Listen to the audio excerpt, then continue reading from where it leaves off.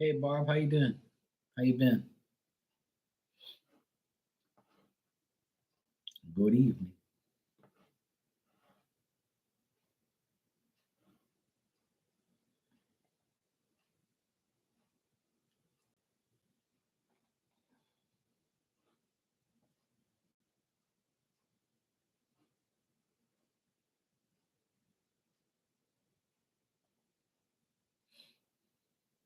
Hope you're feeling better now.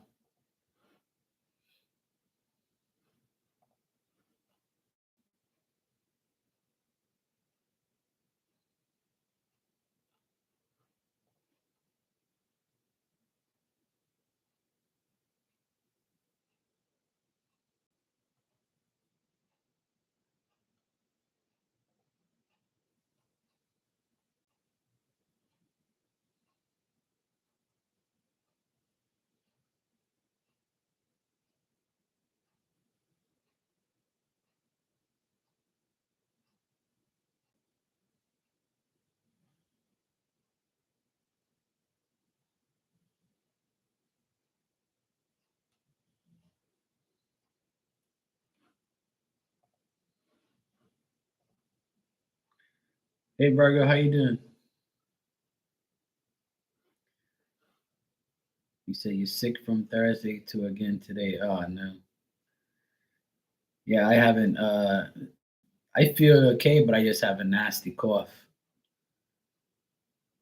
I've had like a nasty cough for the past 2, 3 days, but it's not constant, but it's still a cough. In the morning I get like the sniffles and then it goes away. But my cough's been more persistent lately. But I just took some medicine.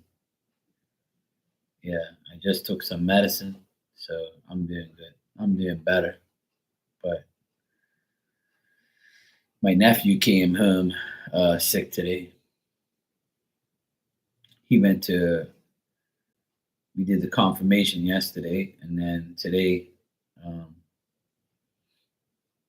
today he went to school to like 10:30, and then he came. I went to go pick him up and bring him home.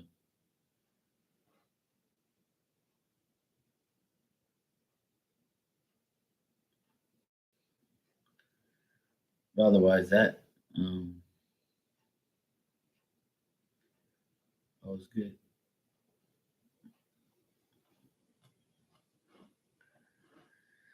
I'm better. I'm good. Hey, Hermana, how you doing?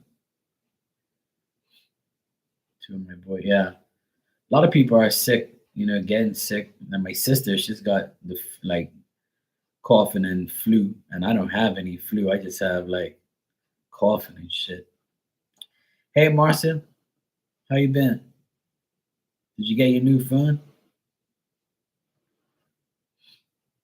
Good to hear, Herman. Glad you're doing great. Yeah. So yesterday was I did the confirmation with my nephew, and he was a bit nervous because he had to read up on the altar and stuff, and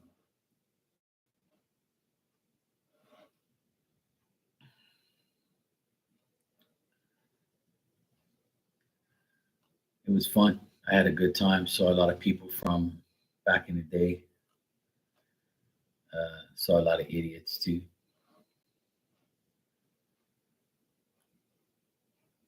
So that was cool. Okay, good, Marcia.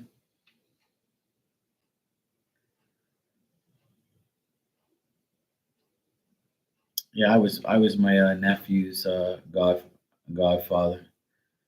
I was both of them, the youngest ones. I'm the godfather of all, well, four of them. I have six nephews, my sister will never let me be the godfather of her two boys, even though they would like me to. But she'll never let that happen because we don't get along. But yeah, sure, Marcin. Hey, Evo, how you doing? I'm doing good. Yeah, my brother's two boys and my sister, youngest sister's two boys. I'm the godfather of all four of them. But my oldest sister, she'll never have me as her godfather, her children's godfather. But yeah, that's fine, Marcia. Whenever you get your phone, just let me know so we can do it properly, you know? That's all. That's if you want a video chat. If you don't want a video chat, you can do it all through email. It's whatever you want, you know? That's fine. You just let me know exactly what you want to do. We can do it on Instagram. We can do it over email. We can do it whenever. Doesn't matter. Whenever you're ready, we'll make it happen. No problem. But yeah, for my brother's two sons, I was the godfather of their baptism. They never got communion and confirmed because their mother's not Catholic, so she didn't want that to happen, just the baptism. Um, and my yeah, the two youngest, I'm the godfather of one of them for baptism, and I'm the godfather of their confirmation, both of them. And I also have one,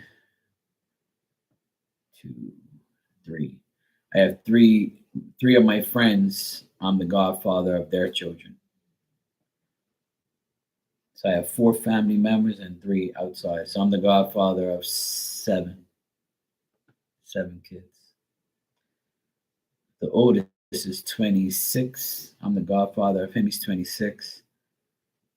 And the other one, she's about maybe 23. There's one girl and six boys that I'm the godfather of. And the other one's about 21 now. And then my nephew, yeah, my other nephew is going 20. So, yeah, they're all in there. They're all getting up there in age.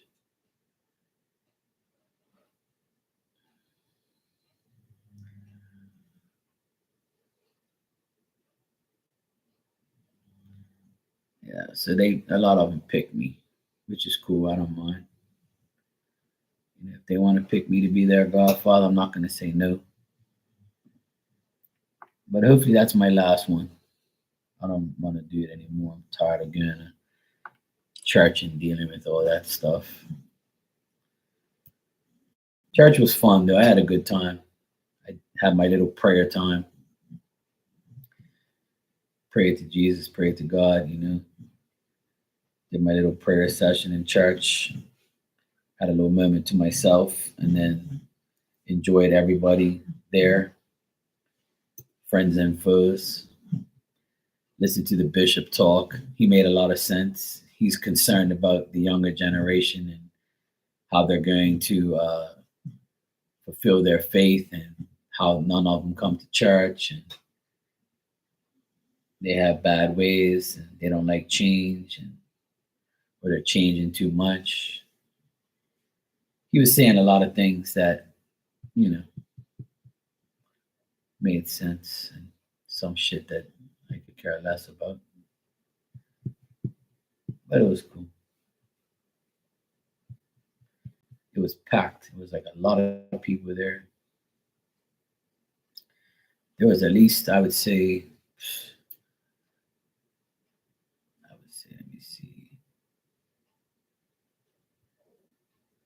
I don't know, I would say like maybe 300 to 400 people in church.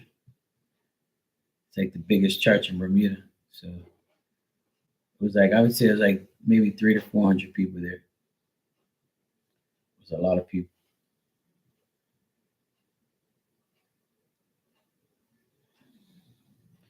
And 46 children got confirmed.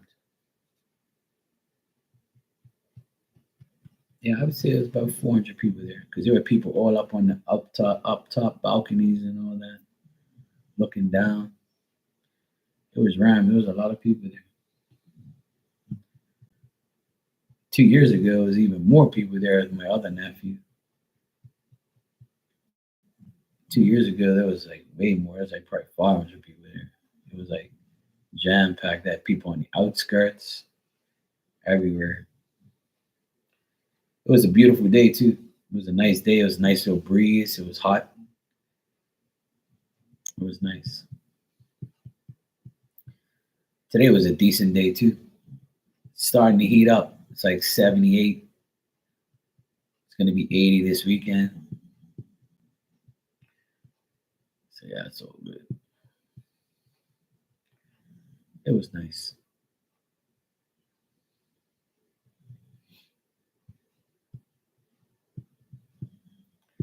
Hey Ruth, how you doing? Yeah, otherwise that it was good. It was a nice weekend. It went by fast.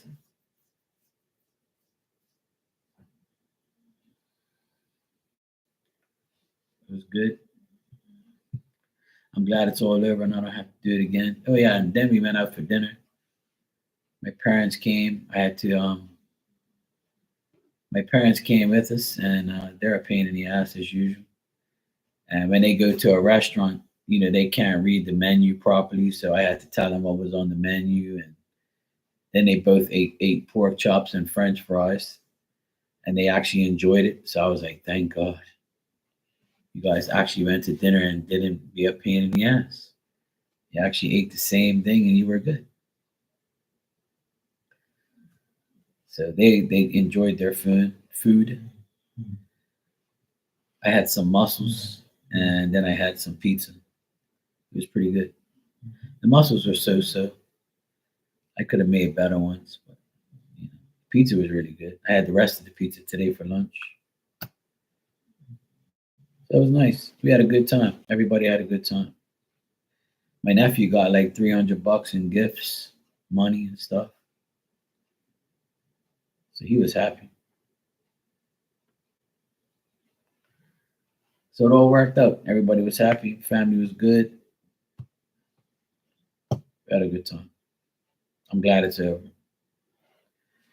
Yeah, my mom and dad, they love pork chops. So they had like, the pork chop that has like the little curved bun on it. Like, they had the big one. So they were like, oh yeah, this is so nice. We haven't had one of these forever.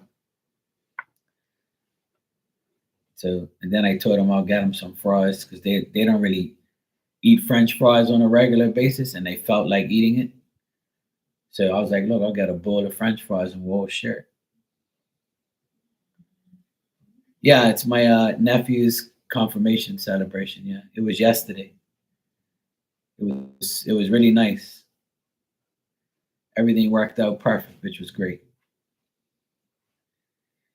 Everything worked out, and he's the last one. He's the youngest, so I was his godfather. So I'm glad it's over. My duties are over for now until they get married one day, which I don't know when that's gonna happen. They're 16 and 14. So my oldest nephew, he's 22. He's graduating from college on Wednesday. I'm proud of him. He's done a good job. He's a good kid. My nephew, he's 21. He goes 22 in July, and he graduates in Halifax in California. I mean California, Canada. In Halifax, Canada. My oldest sister, she left yesterday. She didn't go to the confirmation because she was on the plane. Her and her husband and my other nephew, his brother, they're all going to college to see him graduate on Wednesday. So I already have a nephew that's almost 22. He's graduating from college already. And his brother is 19. He just went, actually, no, he goes 19 in 5 days. His brother's going 19, and he's already in his first year of college in Toronto. So after he sees his brother graduate, he's gonna come back home too for the summer. I saw him like last week. He came here, so I'm proud of him. That's my sister, my oldest sister's old two sons. It's the sister that I don't like. She's my older sister. She's 51, I think. 51? Yeah, 51, 52. Yeah, she's 51. Yeah, she's only 4 years older than me. Yeah, she's 51. She's a biatch. We don't get along at all. But her sons love me. That's all that matters. Her husband's a dickhead. So I don't really speak to them either. But I speak to my nephews. I love them.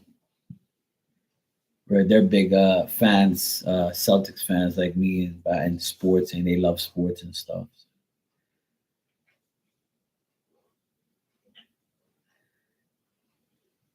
I love my nephews, but I don't have to love their parents, which are my siblings. So I don't care. As long as my nephews speak to me, I'm happy. So my two, my brother's two boys, they were there like yesterday, and they're the oldest one's going 20, and the youngest one just went 18 in February. He's an Aquarius like me.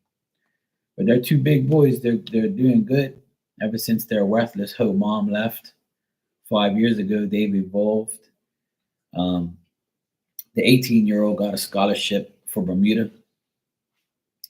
No, I don't have no nieces. Well, my sister, I have three nieces in spirit because my sister lost triplets. My older sister, 25 years ago, it's been 25 years now. She got pregnant with triplets.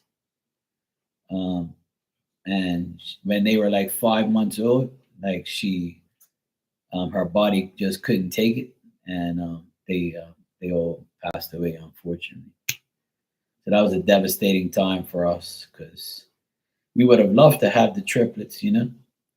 But the weird thing is I see them in spirit a lot. I see them like they're 25 years old. See, the thing is people don't realize that some of these like miscarriages and babies that pass away, they actually grow in spirit, and you actually see what they look like as if they were that age. So I remember like when I first saw them, they were babies, and I saw them maybe last year. I saw them, and they were like all growing up, and they look like their dad. They look like my oldest nephew, like dirty blonde hair and blue eyes. I saw all three of them. Yeah, that belongs to my 51-year-old sister. Yeah, twins run in our family, and not triplets, but twins run in our family. My first cousin has twins, twin girls, and my auntie has twins, boy girl. So no, my luck, if I ever have kids, I'll probably have two daughters, two twin daughters or something, two twin pain in the asses. But I don't know, I doubt it. We'll see. There's still hope. If anybody wants some unvaccinated sperm, just let me know.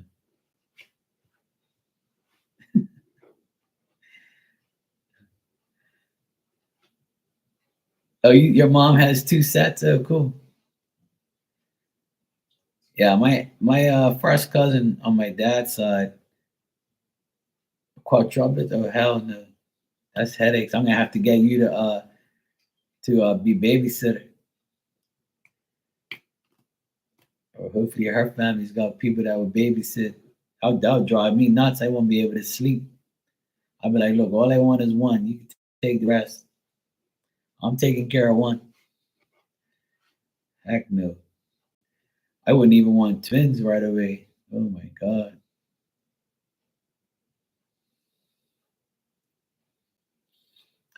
Oh yeah, I know. I mean, I've always wanted a kid, you know. I've always wanted children. But I pretty much do. Like, they're not mine, but all six of my nephews, I helped raise them. Because my mom took care of them when they were like babies. And I was always at my mom's, like I was living in an apartment next to my mom, like the next neighborhood over, like literally 2-minute walk. And I used to go there and see them all the time when they were young. And I used to like, give them a bottle and play with them, and, all of them. But the two next door are the ones that I've been with the most. They're like my sons. Everybody thinks they're my kids because the youngest one looks like me. He's got the same nose. He's got long eyelashes like me. He looks like my mini me.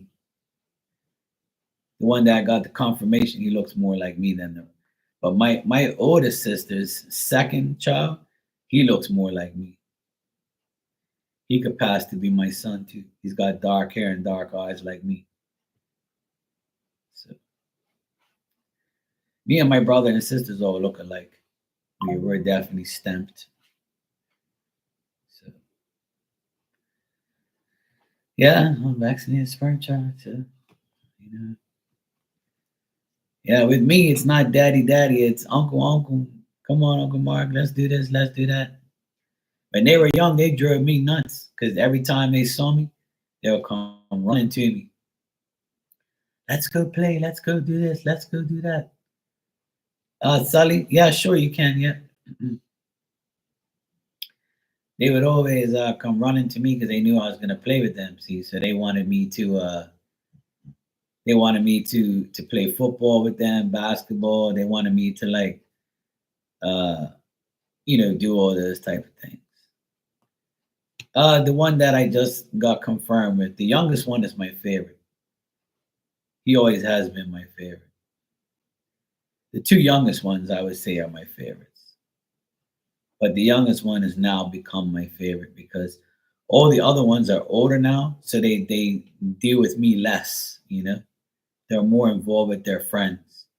But the youngest one's always around me. He's always with me. And ever since the divorce last year, they've been closer to me now. So, but the youngest one has always been my favorite.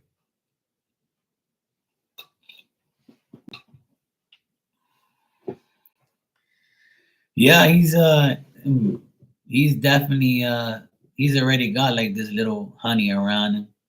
He's a Virgo, see, so he's very outgoing and he's like he reminds me of me when he was young.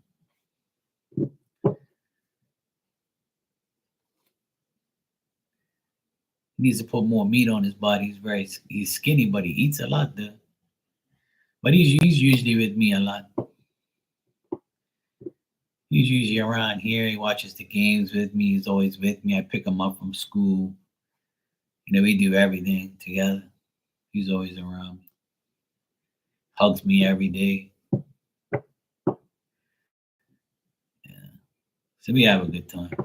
I love him all. I love them all equally. But he's my favorite. Sully, you can go ahead and ask your questions, and thank you. I got both the donations. Thanks.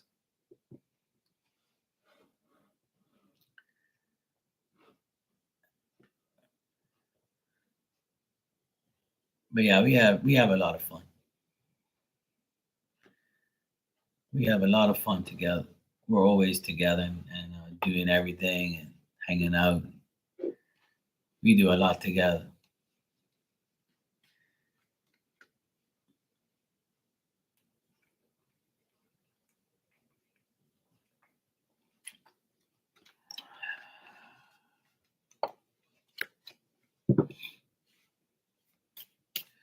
Okay, Barb, take care, sweetheart. Good seeing you. I'm glad you're okay, and I hope you get better.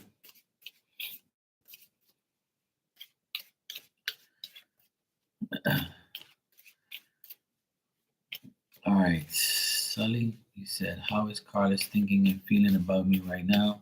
I took a trip to meet him this weekend, but it turned even south. Oh, that's sad.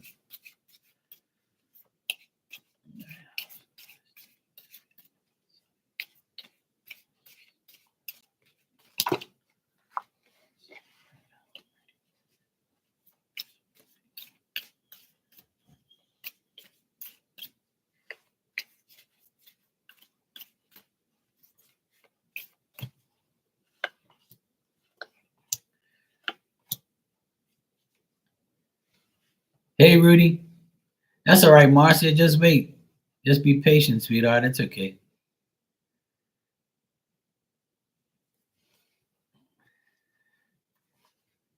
You'll be fine. Just wait. You gotta wait another 24 hours. You'll be fine, Marcia. All right. So, Sully, I'm getting that this person, Carlos, is feeling like very unhappy.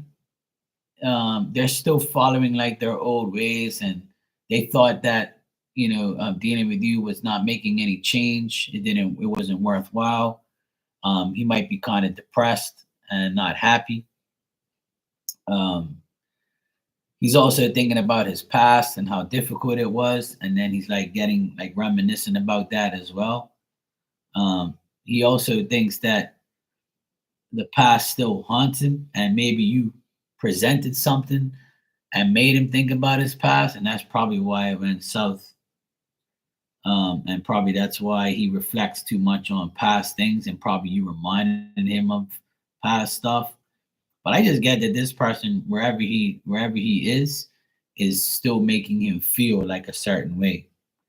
Um, and I also get that he's very timid, and he's not going to be very active because of this. And he wants to like do things and has ideas, but whether or not he actually does that, um, it probably isn't going to happen.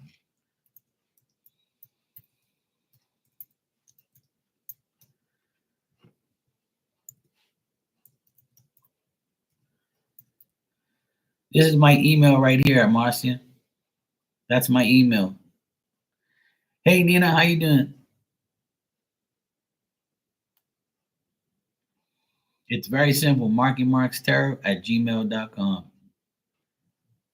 That's it. You can email me there if you want. He totally rejected me this weekend, so I just distanced myself. It seemed like I liked him more than he liked me. Yeah, that's pretty much true, and that's exactly what I get here. Like he's not very happy, and he's not very like I think he means well deep down inside, but he probably doesn't like you know it probably does. I feel like he just doesn't. He's very inactive,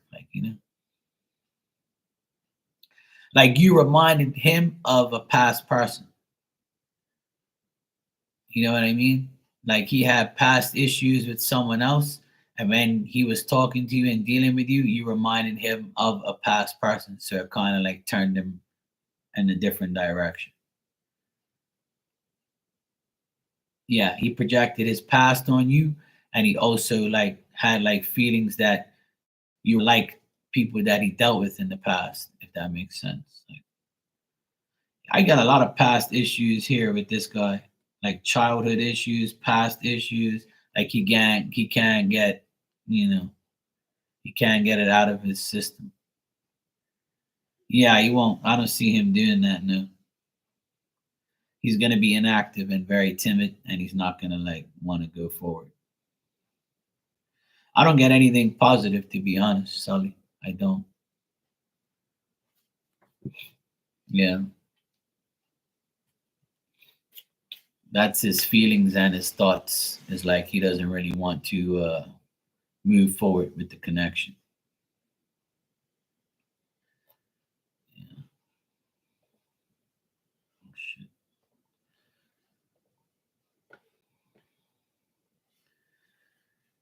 I don't know why it says that, Marcia. It might be your phone.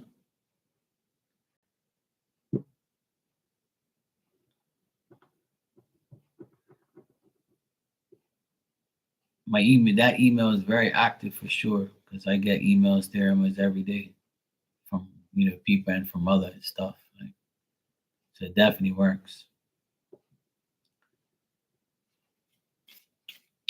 All right, let me check. So, how you doing, Nina? Rudy, how are you, sweetheart? You good?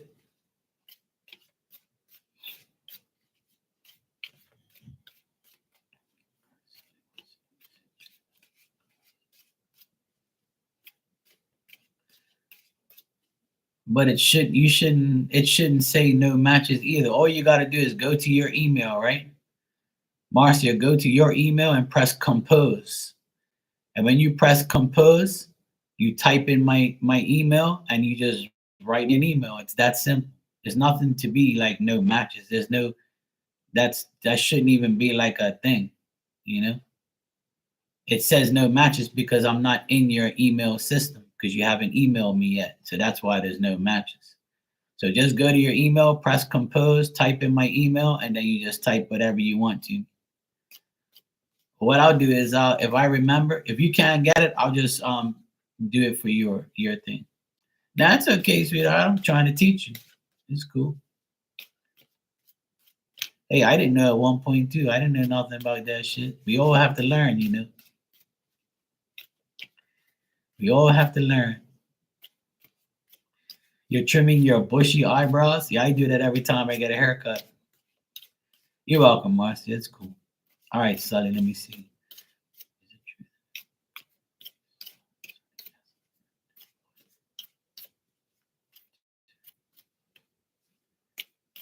Okay, Rudy. You'll get there, sweetheart. It'll happen. Just keep making it happen. Sully, what I'm getting here is he doesn't look at you more than a friend. I'm not getting. I got the Ace of Cups reversed, so that tells me there's no like love feelings there. You know, I don't get like a love feelings. I just get like a friend, someone who he can work with, someone who he'll be cool with or whatever, but not willing to make a sacrifice and not willing to like change his life for you or do anything with you. And here again, I get past influences, past things. So the reason why he doesn't have like that type of feelings is because of his past. I keep getting the Six of Cups here. I got it twice. Not just tell me his past influences and his memories of his past with someone has not allowed him to like get over that. So he'll always look at anybody right now as a friend and nothing more than that because he doesn't want to get hurt. But I get inconsistency, instability, like he doesn't want to make a change. He doesn't want to like feel any type of love, you know?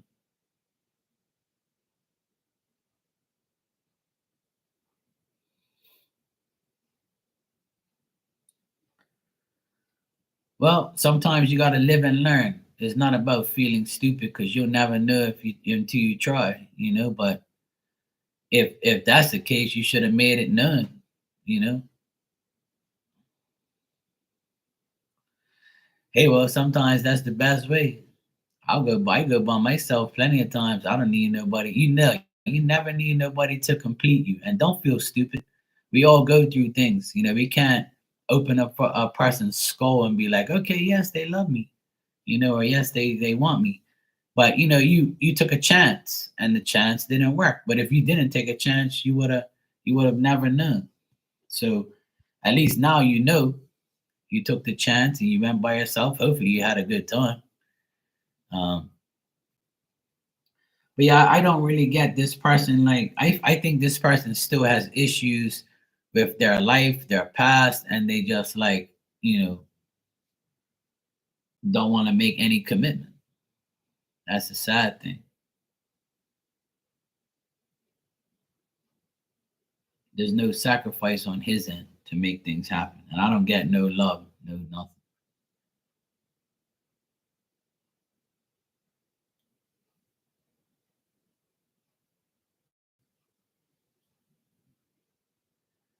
Yeah, exactly.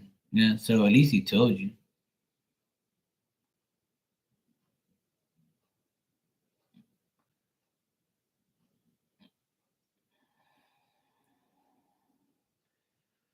Well, that's the thing. You know, sometimes you get under the impression that someone feels that way, but this is why I explain to a lot of people is you got to make that shit clear before you even visit and waste your time and your effort and your money. Yeah, that's fine. But like just a word of advice, you know, I'm not no love doctor, but I think we just have to use our common sense and just have more communication. When it comes to things like that, you have to communicate more. You have to be on that level before you make that risk, take that risk of going far to see somebody. You got to make sure like it's you're on the same level. But I mean, if you had the impression you felt it, but yeah.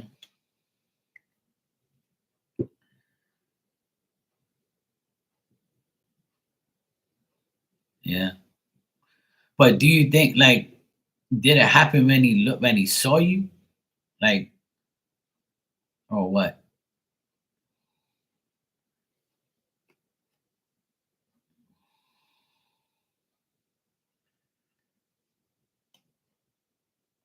Some people are like that, like they freeze up and they see somebody and they don't know what to do. Sometimes when you actually get in a person's energy and you look at that person, sometimes you get thrown off and you don't know what to do. But to me, like, it's just you have to make sure like you're actually on the same page and you like before you go away, he should have said, hey, look, when you come here, we're definitely gonna have a good time. And if he did all that and then dish you, then I would have fucking kicked his ass. Anyway, I would have been like, I came all the way out here, you want to disrespect me? I'll beat your ass.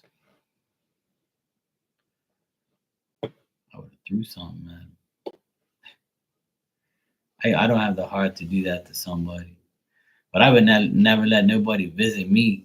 I've had some crazy ass women in here talking about they're coming to Bermuda and see me, but they never made it. You got it, Marcia? Good.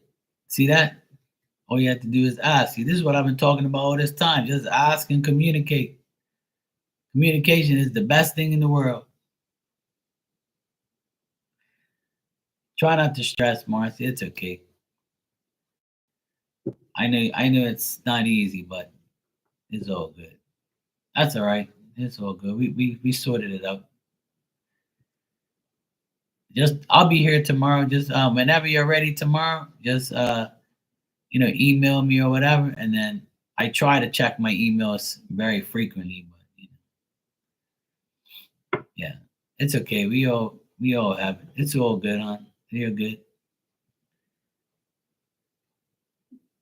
Hey, we learn every day, and we forget every day too as we get older.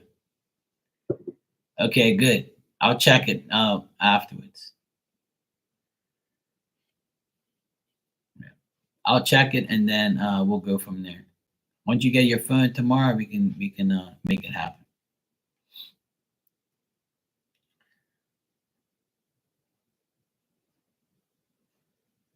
I don't see no super chat, Virgo. Nothing on here yet. No, nothing.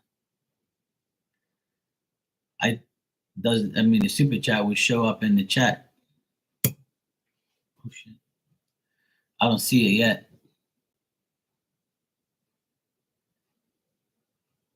I know, Nina.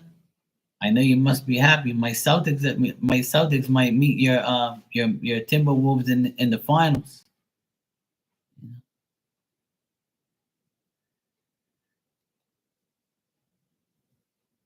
All right, Virgo, no problem. All right, we attended a music festival with a group of his friends. He paid more attention to his friends and then dogged me on the way home. Was very rude. Invited him to my place and he blew me off. Damn. When I would try to ask questions for communication, he called me annoying. What the fuck?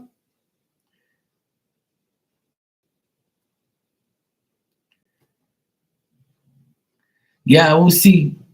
I actually don't want to face you guys in the finals because you guys are probably doing better than you guys look better than us right now. But I haven't really seen like the Celtics beat the shit out of everybody this year. 4-1, 4-1. So we didn't go no 7 games. We're like resting and waiting. We play tomorrow against Indiana, so we'll see. Yeah, I actually have Super Chat now, so you don't need PayPal if you don't want it. So yeah, Super Chat works. I just got it last week. Okay. Yeah, Nina, they look good. They're very impressive. I watched the last game yesterday. So no, that's all right, Sully. It's cool. It's all good. Everybody does it.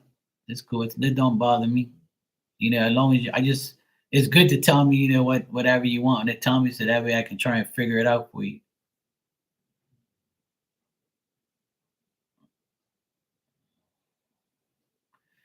He sounds like an asshole that you don't need.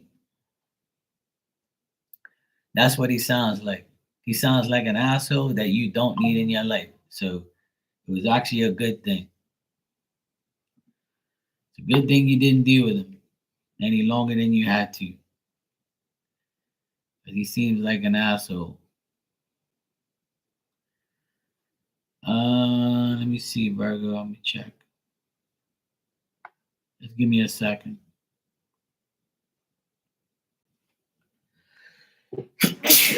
Oh, boy. Oh, good Lord.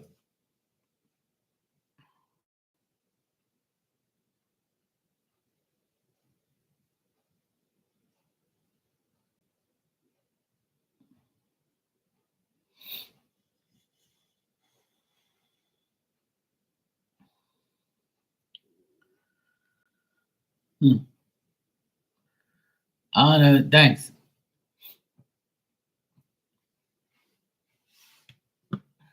Yeah, I saw it on that you got it, Virgo, but see how, yes, I got it, Sully. Just give me a second. See how Marcia's one came out? You know? Marcia's one came out, but yours didn't. Like I don't see yours on here like how Marcia's is. That's weird.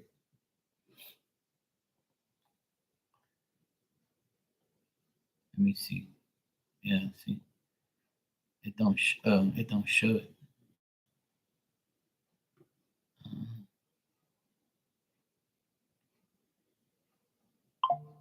I don't know.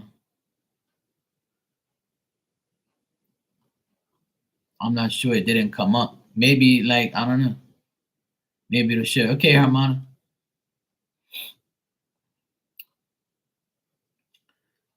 All right. Okay, you're asking me what did I do that turned him off once he saw me. All right, let me check. Thanks, Marcia.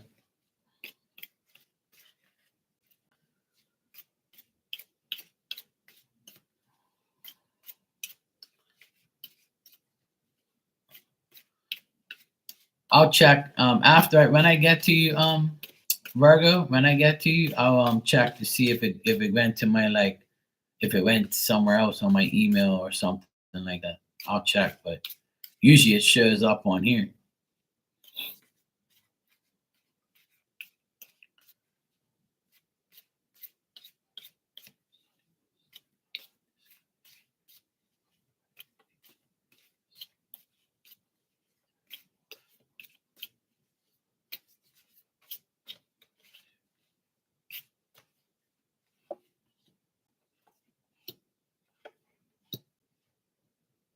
Hmm. Well, what turned him off is he's suspicious of you. I get suspicion. I don't think he thinks that um he thinks that he doesn't trust you. He looked at you as somebody that you know he looked at you as maybe someone he can't deal with once he started dealing with you. Once he actually saw you, he was like, yeah, this can't work. I can't be with this woman. Like, I just don't have the ability to deal with her. Um, looks like he's not happy. Like, oh, there you go. So that's why he got suspicious. He was like, what the heck's wrong with this woman? Why is she like quiet and why is she fearing? I got fear of failure.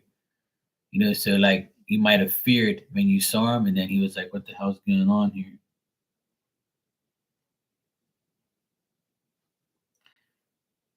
Like I'm getting that you didn't realize what was going on, so like That's why there was a weird experience. He thought it was a weird experience dealing with you. He thought that you were gonna be like a new possibility or a new person, but you know, he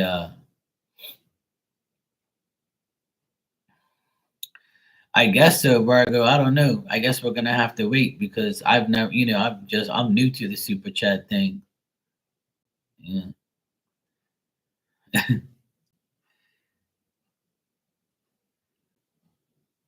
So yeah, he felt weird when he saw you. He felt like not happy.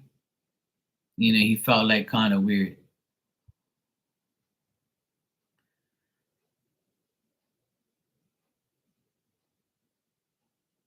And now I regret the way I myself. Yeah. I also think that he was suspicious about you. Like, he was like kind of like you were leaving him in suspense. And he doesn't like, I don't think that he trusts you or he trusts anybody. And he just felt that fear in you. And he's like, he wasn't really like happy.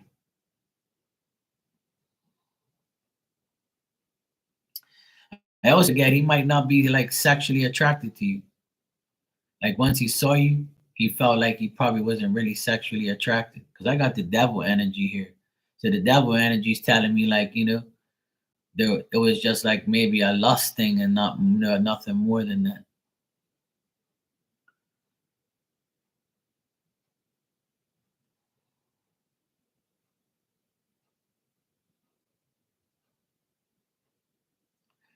Yeah. Maybe it's him. He has trust issues.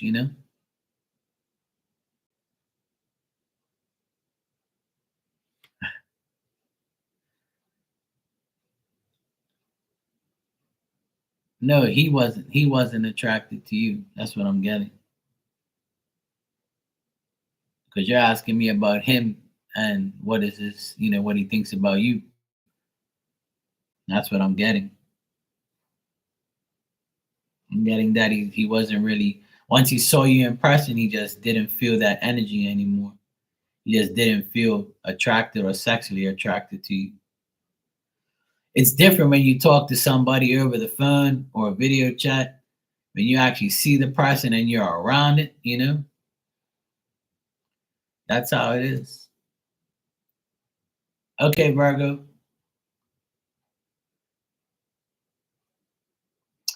But with this devil energy here, right? That's telling me that it was more of like if he made comments about how you looked or whatever, it was trying to like prime you up to see if he would get something out of you, to see if you would say something or do something.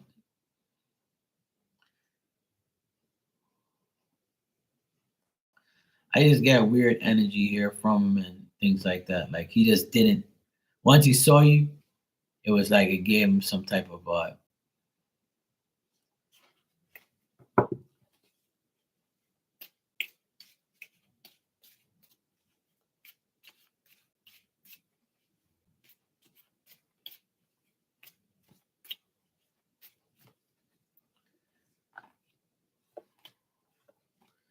Yeah, I don't think that it's gonna be anything else after that. Like I don't think things are gonna be better, to be honest. It sucks, I know. But for him to treat you like that after you go all the way there to see him, then there's something wrong with him. I'm sorry. Like, that's just like from what you're telling me, this looks like a weirdo. Like he seems like a weirdo person. Like if I had a woman come all the way somewhere to see me, I'm gonna do everything possible. Like even if I see her and I don't feel like a certain way, I'm gonna like try to like do whatever. Like I'm gonna try to make her time there, happy and have a good time. I'm not gonna treat her like shit unless she starts talking shit to me. Then I'll be like, yeah, fuck you. You can catch you in an Uber too. But if he probably was influenced by his friends, you know.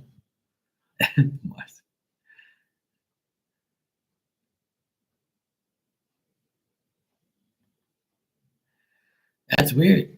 So then, if you're saying it's all great and all that, then how the heck did it all fuck around? How did it all flop? That don't make no sense.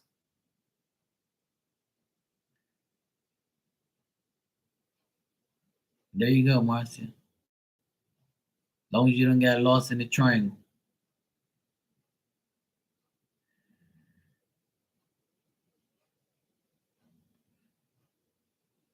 Hey, maybe he got jealous that one of your friends wanted him. I don't know. But that devil energy there could be like some crazy shit, going on.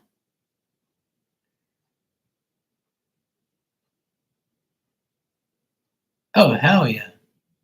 If you came to Bermuda, I'd treat you better than that. Damn, I would never do that to somebody. You know what I'm saying? I wouldn't disrespect a woman that came to see me. Hell no.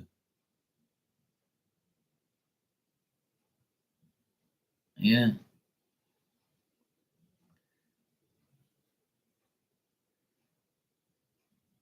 See, that's just weird, Sully. That's weird. I don't get I don't get no like positive things about this at all, Sully. I don't. I don't get nothing here positive about how he views you, how he I don't get none of that shit. Like it's weird. For him to be like that, it's obviously, he's got issues. Some people are bipolar like that. They were like, oh yeah, yeah. And the next minute like, yeah, fuck you, I don't got time for your shit. You can do your own thing. Go to hell. And the next thing they're like, oh hey, how you doing? You look great. I like your costume. And next minute they're like, oh yeah, what the fuck? He could be bipolar, who knows? He could be bi stupid too. From what you're explaining, this guy's like he's weird to me. I don't understand why people do that shit, but whatever. But you're better off without him, Sully. That's my opinion. Thanks, Marcia.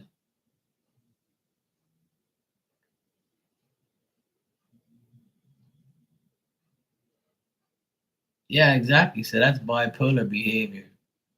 See that shit? All that texting shit is like that's why the world's so fucked up. People text too many people. People say, well, Mark, it's the new age. Yeah, well, that's why everybody's getting fucked up. That's why everybody's getting a divorce, and that's why none of these relationships are working. Because people hide behind their damn phone and their computer all day texting. There's no conversation. There's no communication. It don't make no sense. All that shit is just like words. Actions speak louder than words. So if there's no action, then words shouldn't even count. That's my opinion on him, and my opinion, period. Ain't no woman damn texting me all day or some woman texting me all damn night. Hell no. Fuck that. All right, I gotta move on to the next person. Marcia, you can go. Marcia, you said, "What can you tell me about Kathy the server? Can I trust her?" All right, let me check.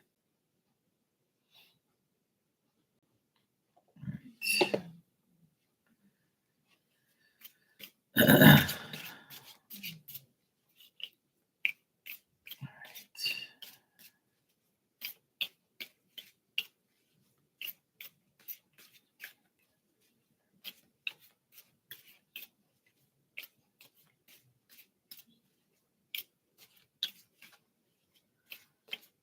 Best thing to do, Marcia, is never trust anyone.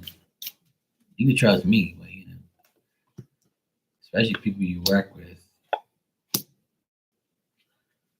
Mm, what I'm getting here, Marcia, is this person, Kathy. They could be very short-sighted and ignorant at times and selfish. I would say that you can trust this person, but they might because they probably don't know you that well. I don't know how long you've known this person, but I would say if you just started to get to know this person, then the more you communicate with her, the better it will be. But if you feel like some type of way towards her, it's because she's probably kind of shallow or whatever. I don't know if she's like, well, if you've known her for 10 years, then you should have been known if you can trust her or not.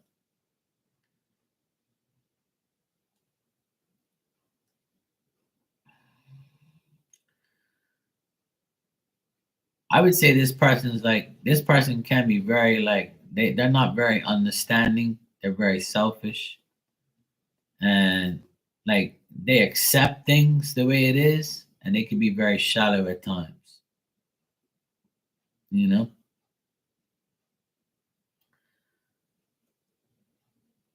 But towards you, I would say like, I think this is just her personally, you know? But I think that if you communicate with her, I think everything will be fine.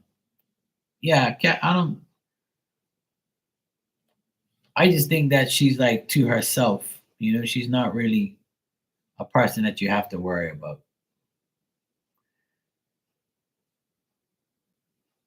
Because this could be like her way, like of just being at work. Because I get that she could be very active and she likes to communicate, she likes to talk, things like that. Yeah, could be. But I'm getting like this person knows if they get involved in anything, they're only gonna punish themselves. So, like, I would say you could trust her because there's nothing here like pointed to you. As long as you communicate with her, you're fine.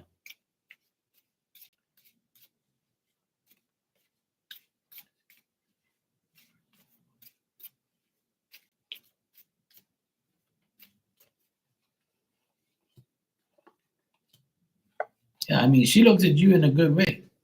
Yeah, I mean, she likes you. I asked how she feels about you. She looks at you as a feminine influence. Like out of all the women there, she probably likes you. Probably more than the rest. But she's worried about another person that's trying to dispute over you. So yeah, so that could be it then.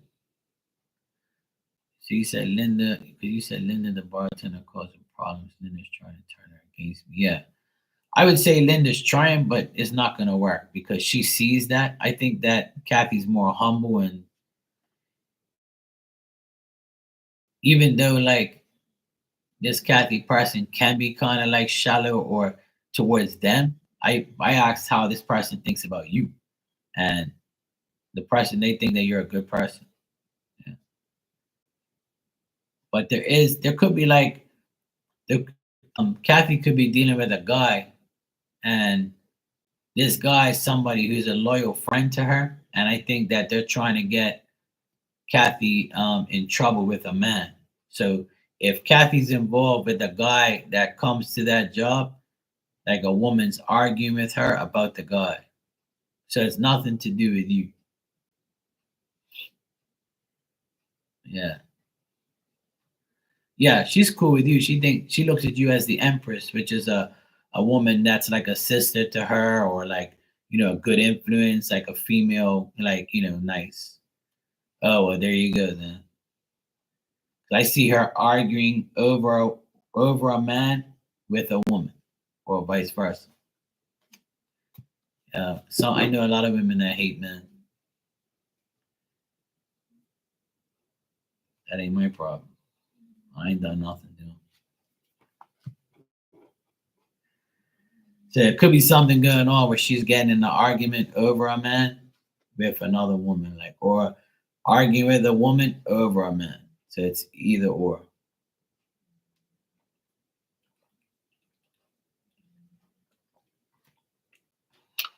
That's probably why. So she's probably arguing with somebody like, look, I want to be alone. Leave me alone. Like go away. Yeah. Yeah, I saw it, Sully. I gotta take care of Virgo next, and then I'll get back to your question. I go and order like how people send me like the donations.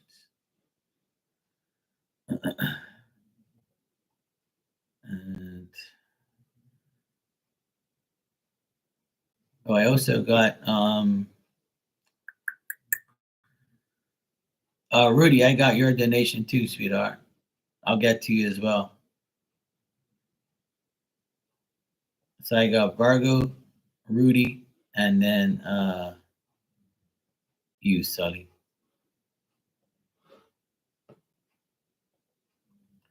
Yeah, I got it. Thanks.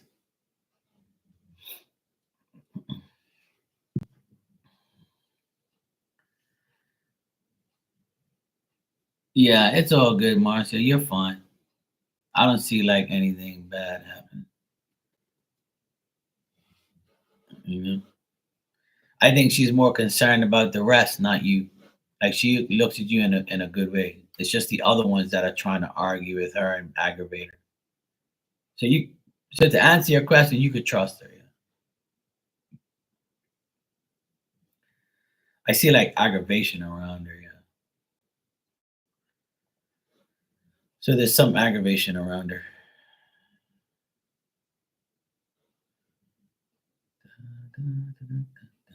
Come on, thing, Lord. Damn it. Stupid thing. My email's loading. This computer's like some women I know, they can't do two things at once.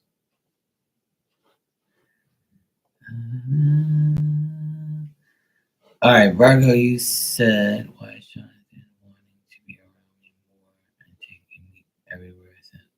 Ooh, Johnny Boy is coming through. You know why? Why are you asking me that question? You know why Johnny Boy wants? Because he misses that coochie coo.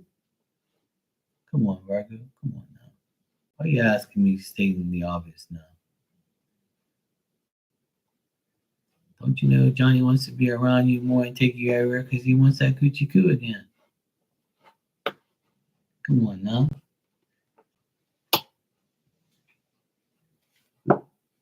Yeah, I don't blame him, Marcia. Especially around all the other snakes. Hey, Miss Bikini, how are you, sweetie? Marley was asking about you earlier. Yeah, I can see that Kathy's like that. All right, Virgo, let me check.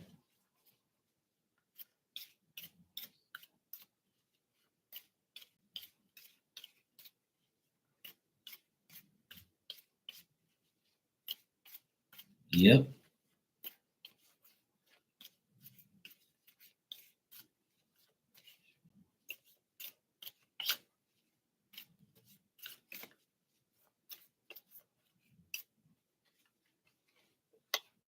Oh, nice, Rudy.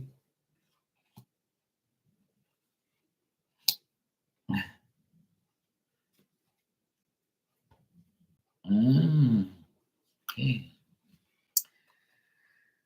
All right. So the reason why he's doing this, Virgo, is because he knows you guys work together well. He knows that you guys are compatible. He's willing to make adjustments. He knows you guys are like a good combination. He knows that he caused you pain. He knows he caused you disappointment. He knows like he caused you some grief, and he kind of feels feeling more guilty about it.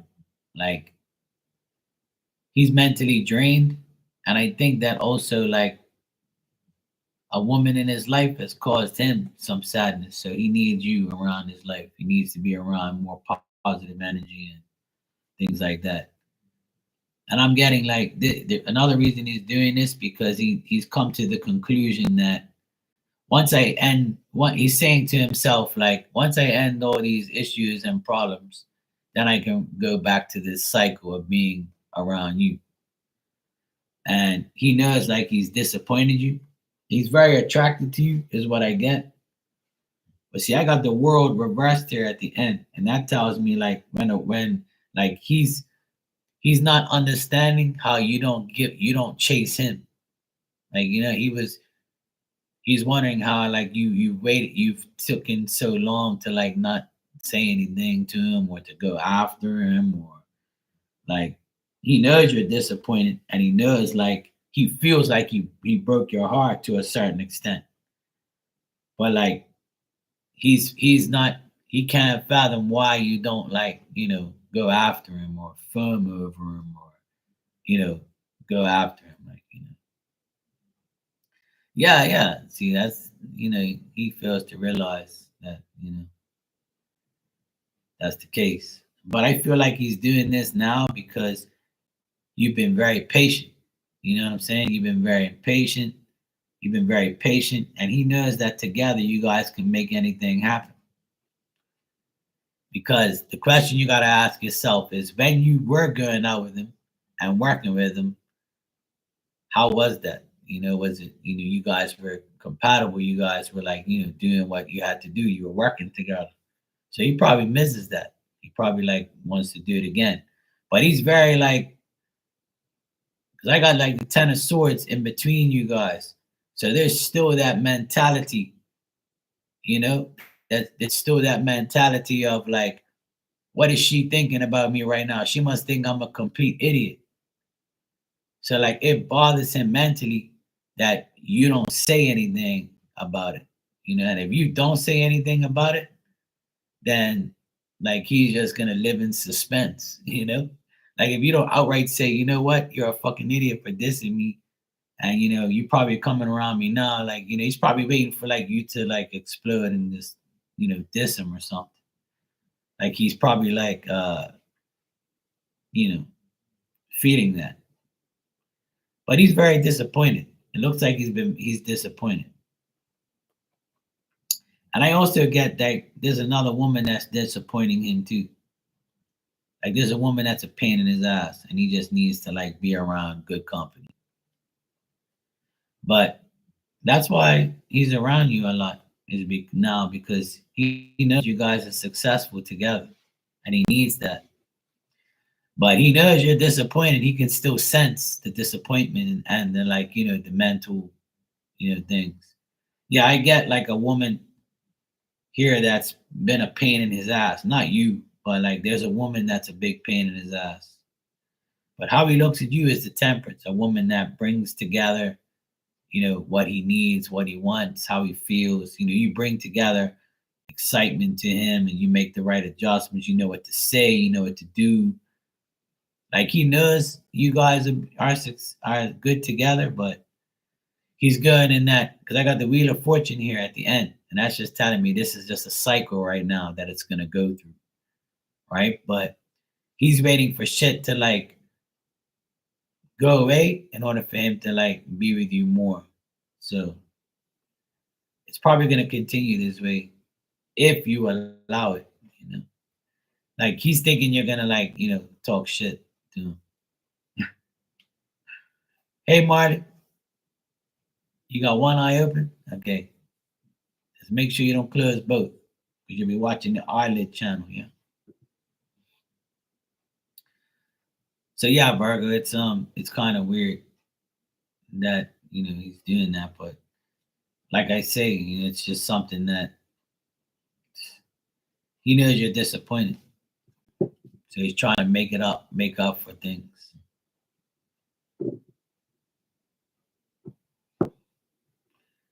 You're welcome.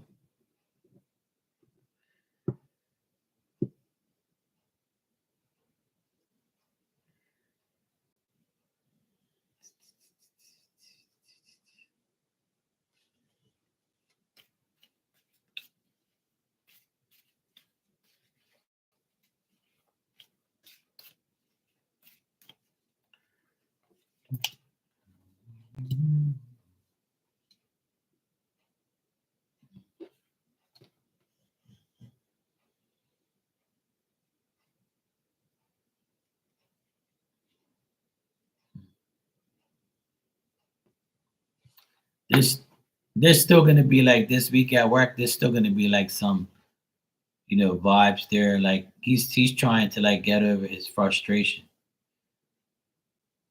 but I definitely see like things at home are not that great. Like he's trying, he might even be trying to like get away from where he lives. I don't know if that's ever been like a issue for him, but he might feel like, you know what, maybe I need to get the fuck out of this place and just start all over again. Or maybe he's trying to find another place, or something to do with his home. He's got like home issues. It's nothing to do with you. Like he owns his home place. Okay. So maybe he's got like issues at home. Yeah. If he's not wanting to move and he has his own place, then something's going on at home. Ah, that's the problem then. That's really bothering him. Like he doesn't feel stable at home. So that makes sense.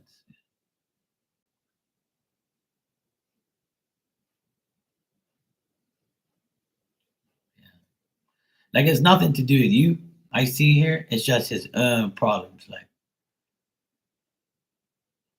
he just needs you in his life, but maybe things were going good when you were with him. And now that you're not with him, like he's got all these bad things happening. That happens to a lot of people. Like they get fucked when they leave the right person. It's like the spirit's saying, like, what the fuck you doing? You were just perfectly fine with this guy. Like, what the hell are you doing? Like with you, I mean. But like there's gonna be some opportunities ahead where he's gonna be like asking you things and talking to you. But right now, he's very like frustrated. He's very, very frustrated right now with life. But he loves the fact that you're strong and you control the situations. You're very active. You're determined. He looks at you as like the woman in the strength card. I got strength and like temperance for you. So it's not you. It's the things around him. He's got issues, you know. But yeah,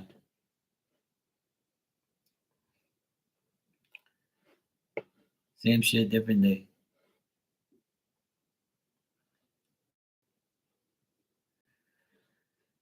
All right, Rudy, if you're here, you can ask your question. And Virgo, let me know if you need anything else. Good. And then after Rudy, I got Sully again. All right, cool.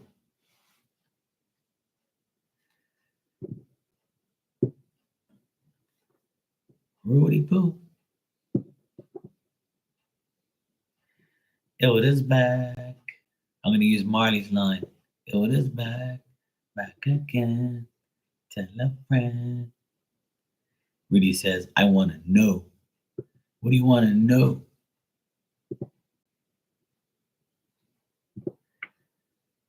Marley's got one eye open and one ear closed.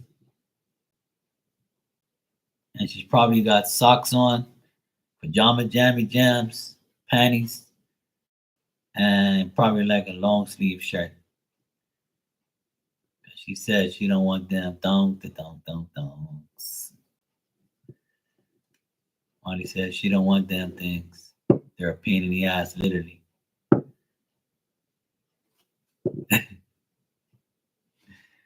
Everybody in that chat earlier must have been like, what the fuck this guy is going on about now? It must have been like, I came at the wrong time.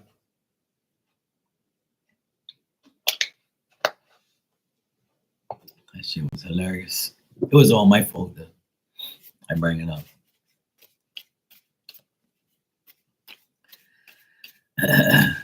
All right. Rudy said, are you moving in about 30 days? So you want to know if you're going to move next month? Next 30 days? All right, let me check.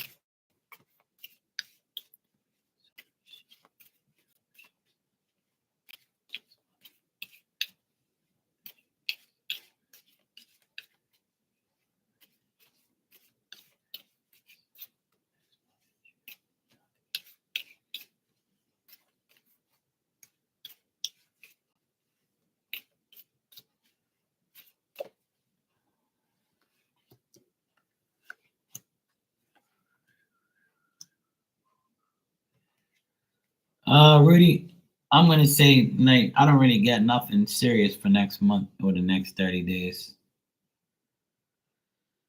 What I'm getting here is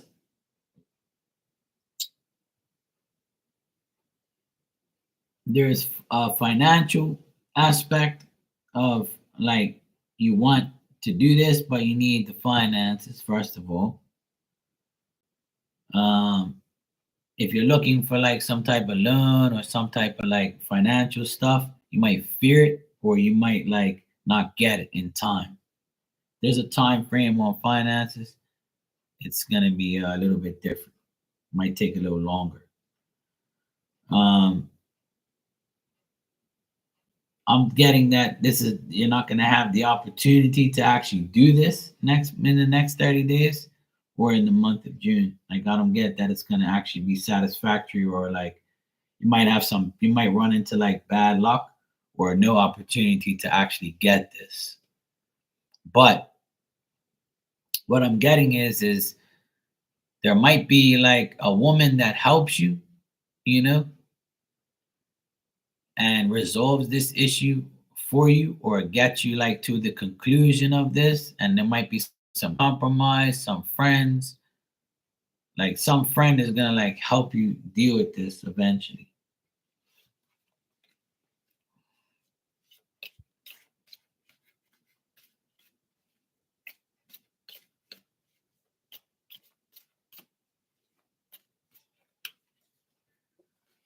Mhm.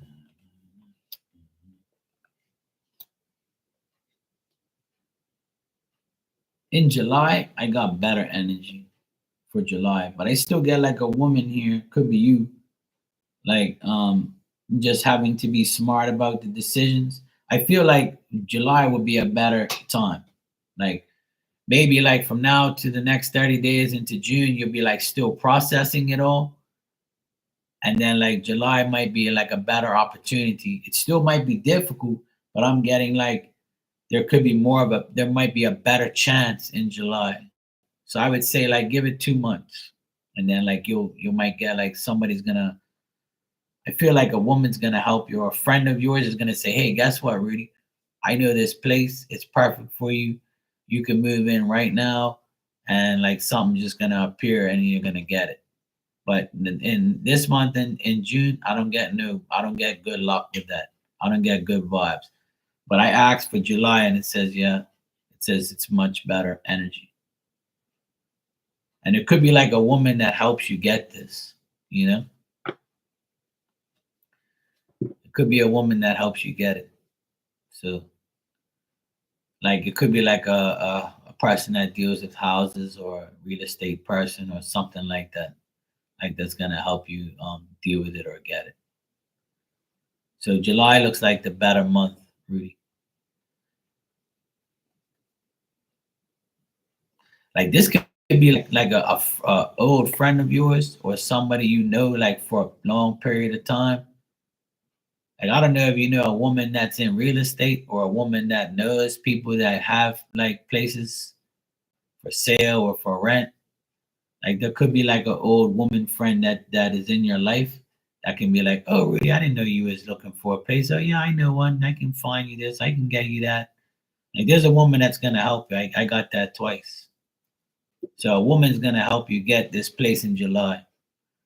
Or you might hear of the place in July and be like, okay, yeah, cool, I'll take it. So a woman's gonna help you. Just be on the alert with that. All right, sweetheart. July looks better. Even if you hear about it now, it might tell you, you might get it in July. You'll be able to move into there in July. You see what I'm saying? Hey, LZ, how you doing, sweetheart? You all right?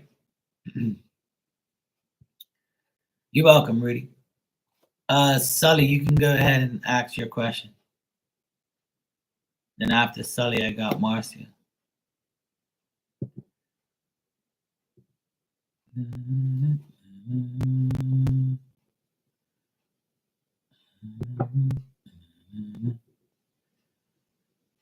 How's things going with the guy, the teacher guy? I think he said science teacher. Any news? Any updates? Any wedding arrangements yet? No, I'm just teasing.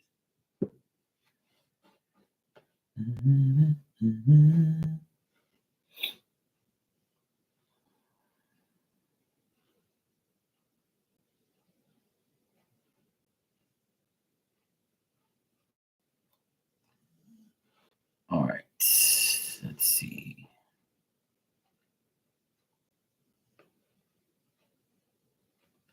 Yeah, Rudy, you'll get there, sweetheart. You'll get there. I know you will. You'll be fine. Just be on the lookout for like a woman. A woman's gonna like help you. You know, it's just like how you came in here and Miss Bikini helped you, Ninja. They were telling you stuff to do and things like that. You know what I'm saying? That's people can help you. Like, all right. So Sully, you said what impressions did Carlos' group of friends have on me in the situation? All right, let's check.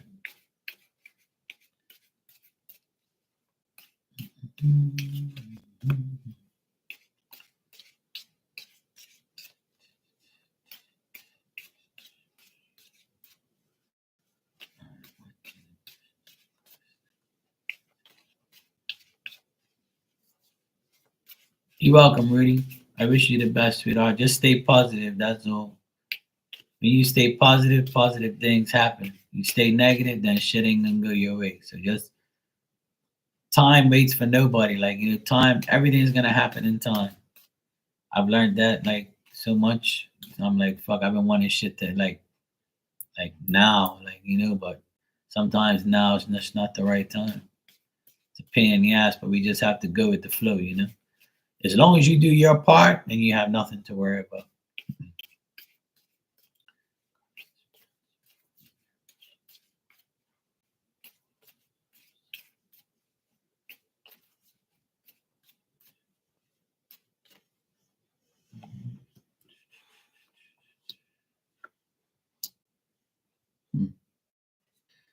Well, it looks like his friends didn't really want to make any necessary effort. They look like they were preoccupied with their own ego. Looks like his friends are egotistical and they're kind of useless. They looked at you and said, you know what? Um, she looks disappointed. She we don't really see you with this girl. They were like saying things like to this to Carlos as well. And they kind of think that you were like kind of shallow or you didn't understand what you were there for.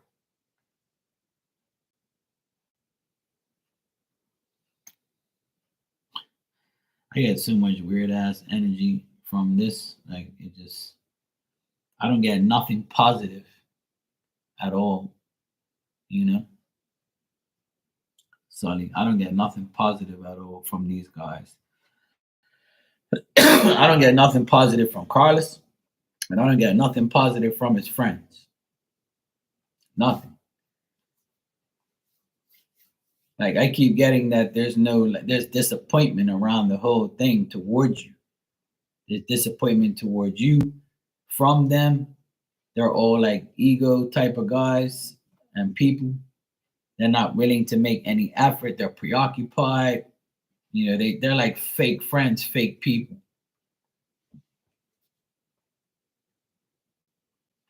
It's almost like they don't understand why you went all that way, you know, and then just went to that and that's it. Like they're kind of like judgmental about you. The impression they had is like, what's this woman doing? Like, what is she about? They're not looking, Yeah.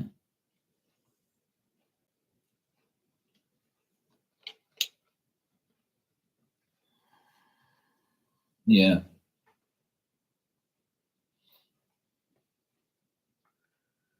It just doesn't tell me like, too much good things. Like I don't have nothing good to like say, unfortunately, because there's nothing good coming out here. Like every time I ask about this situation, it keeps telling me like bad things. Like, did you ever feel, let me ask you something. Like when you were there, did you feel like you were wasting your time? Like, Yeah, of course, because he's probably checking to see if you're gonna diss him or say something. Yeah. Yeah, and that's what I get in the cards. That's why you felt that way. You know? Yeah, all because someone watches your IG stories, it doesn't mean they're in love with you or they like you. I have a lot of people on IG. I just get bored sometimes. I'll be like, yeah, what's this person post? Oh yeah, cool, yeah, that's cool, whatever. And people see mine and they're like, yeah, okay, whatever. You know, if there's no like actual communication and like action, then it's nothing really. I think that we get too caught up on those things. I mean, I'm not saying you did, but maybe you did. Maybe you felt like it's weird.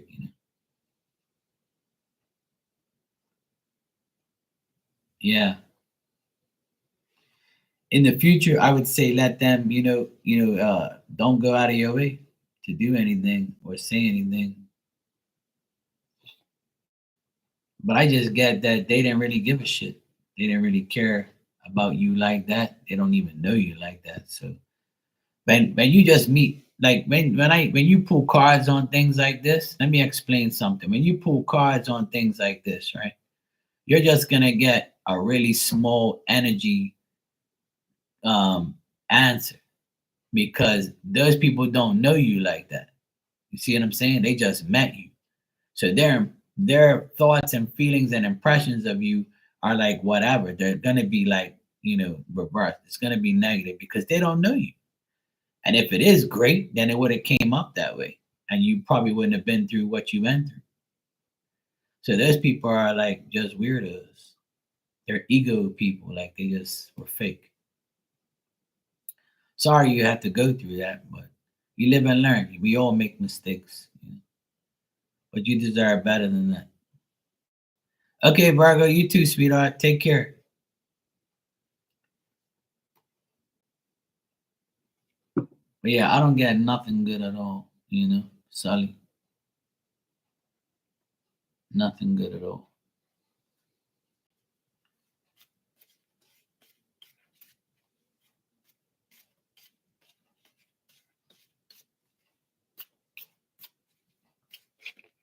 Let me just check something for you real quick, Sully.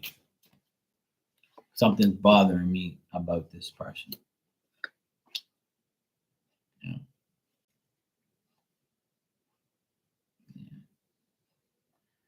See, like I asked just about Carlos. Like I just want to know what type of person this guy is. Like, and it's telling me that this guy he doesn't want anyone. Like he doesn't want like love or anything. He just doesn't have any solutions to any of his problems. And he did like even though he apologized and all that stuff, he had to confess that and declare and that's his way of saying, I didn't really want nothing anyway. And he's very influenced by his friends. So if his friends say yes, this is the one for you, then he's gonna be like, okay. Now if they say, she's not the one for you, then he's gonna believe them. And if there was like six guys there or more than six people, then those people were influencing him. And they're the ones who made him feel overburdened, pressure, made him feel like, hey, like those people are all selfish. I got all selfishness between all of them, and they all like, you know, yeah. Because I'm getting like a group of six or more, like friends that he had. There's like six guys that he talked to, and they were like, no, bro, nah, you don't want her. Things like that, like stupid shit. And I feel like you're a good person. You're warm hearted, you're friendly, you're a good person, you're honest, you're devoted. I feel like you see things too. Like when things are bad. Yep, that's exactly what happened. So your intuition's on point, because I see the same thing here. Because I feel like you feel things. You feel that it's not right, and that's why you're asking, because your feelings are telling you. Like you might even see it coming before it even happened. Yeah, I'm getting that. Spirit's telling me that you feel things. That's why you already knew. Yeah. And because you felt those things, you felt right. Those people were no good. They're the ones who screwed everything up.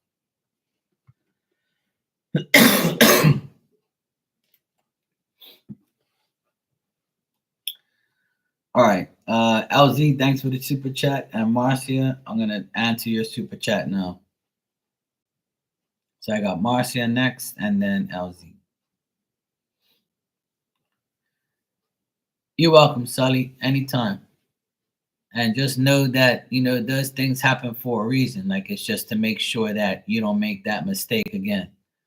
All you have to do now, my advice to you is this is a lesson that you learned.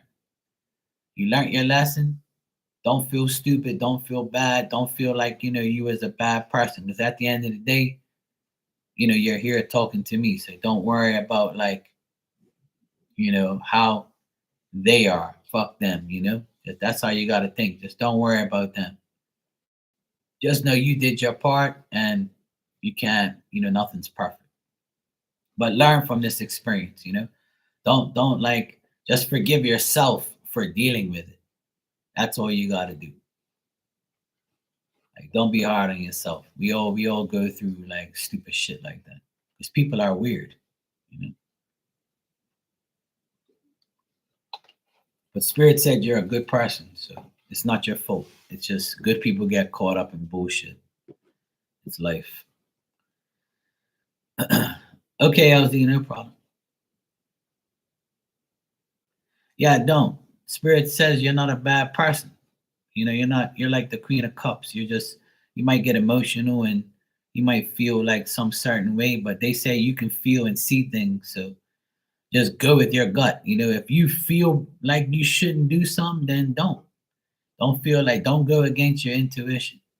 That's what spirit tells me. Don't go against your intuition. Whatever you feel and you see, take it. Don't doubt it.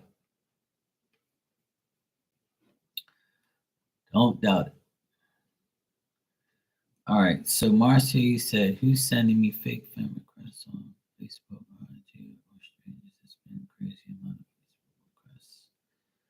Yeah, Facebook. You know why you get Facebook requests? I'll tell you my opinion is you're a woman. So a lot of guys are going to like make Facebook requests because they want to like have followers. They want to have you want to talk shit to you. It's all like Facebook is a place. I honestly I don't add nobody to my shit. If I don't know you, I'm not adding you. I can get requests from some fine ass hoe that's shaking her ass or something. I would could care less because that's all like scams anyway. It's all people trying to get your information. That's a lot of the times that's what happens. So everybody gets it. Everybody gets it. But let's check if it is those people. People are just weird. That's why I don't add nobody unless I don't know. If I know you, I'll add you. If you say, "Hey, Mark, it's me," so and so, I'll add you. But you know, if not, you ain't getting added to nothing. Fuck that. I don't want your ass watching me every day. Hell no. I ain't just adding anybody, that's for sure. I'm not one of those people that want like a million people on my shit. I think I only got like 100 people on my Facebook. The majority of them are people from here or like personal people like family and friends. I don't just add a random. Everybody on Facebook, I know who they are. I just add them like some random person. That's for sure. Fuck that.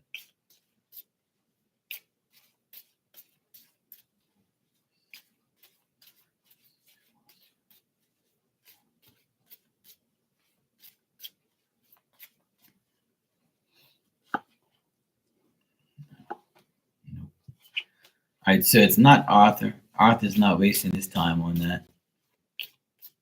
He's Probably not Facebook savvy anyway.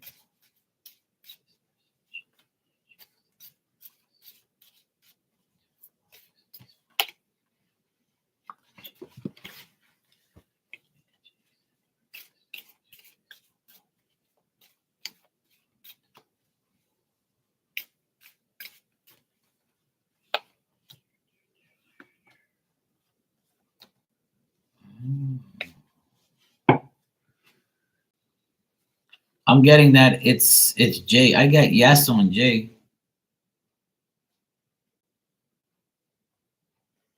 I'm getting that Jay might be doing it, but not Arthur.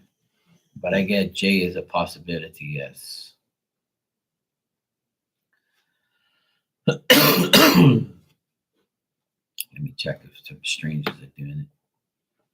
Yeah, Jay is definitely doing it. I get yes on that for sure. So Jay is, but let me see if some other people are like strangers.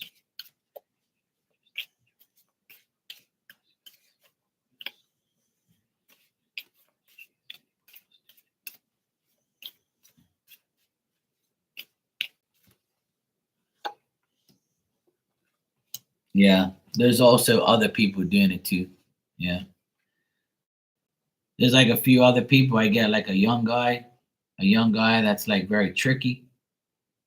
Like this person's like just like a person that's just a bad influence, somebody that's just trying to get, clicks and friends and shit like that. So yeah, so Jay is definitely doing it. No to Arthur, and I would say some outside people are doing it too.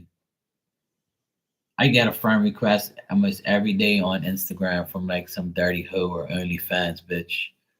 So yeah, I go through that. Everybody, even my sister and everybody else I know, they always say, I get all these damn ads and things and people trying to add me and Bitcoin bullshit. Well, you asked me if it's strangers, so I got yes on the strangers.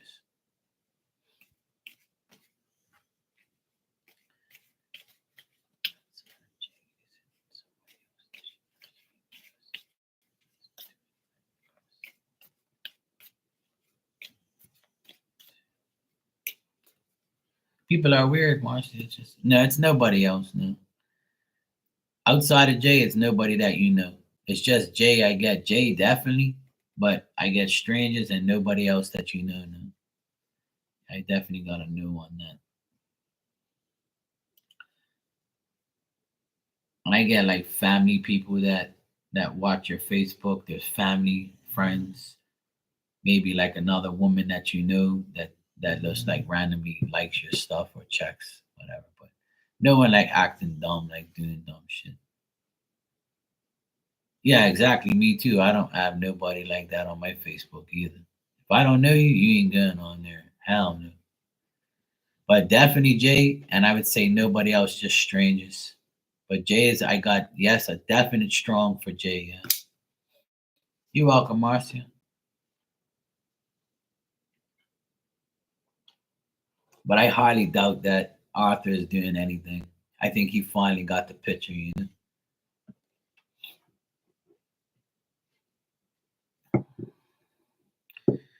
You're welcome, Marcia. Hey Dan, what's going on, bro? How you been?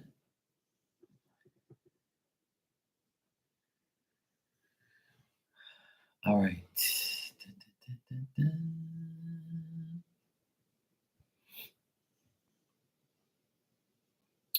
All right.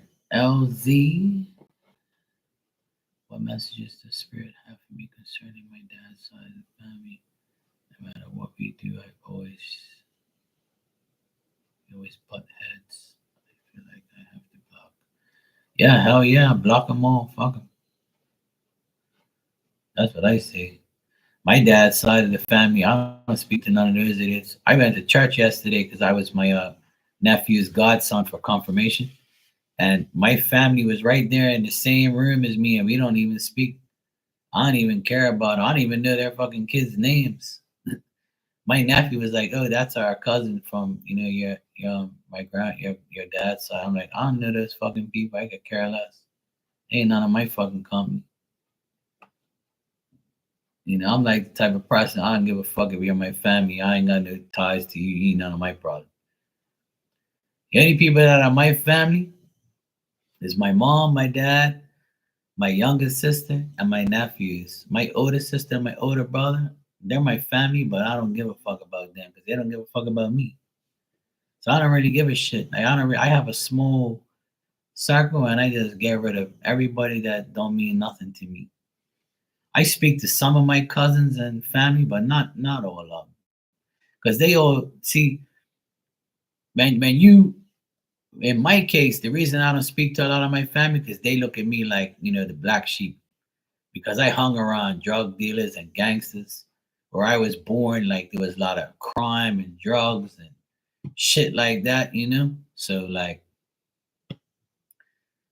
they always looked at me like, oh yeah, he thinks he's bad, he's a gangster. He thinks I never thought that shit anyway because I never was. I just hung around them or I played music, so it was always around me.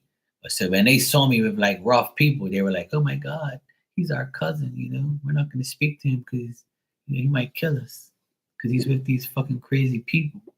And I never got in any trouble like that anyway. So, but people judge you because of how you are. In your case, they might be jealous of you because of your education and your job. And if you look beautiful, they might think that you might look better than them. Or they're just jealous because they're freaks. Fuck 'em. Yeah, Marcia. Yeah, Arthur, I don't get nothing there, but Jay definitely is acting up. Dan, you say you got back from one of my sister-in-law's 65th today. Oh, happy birthday to her.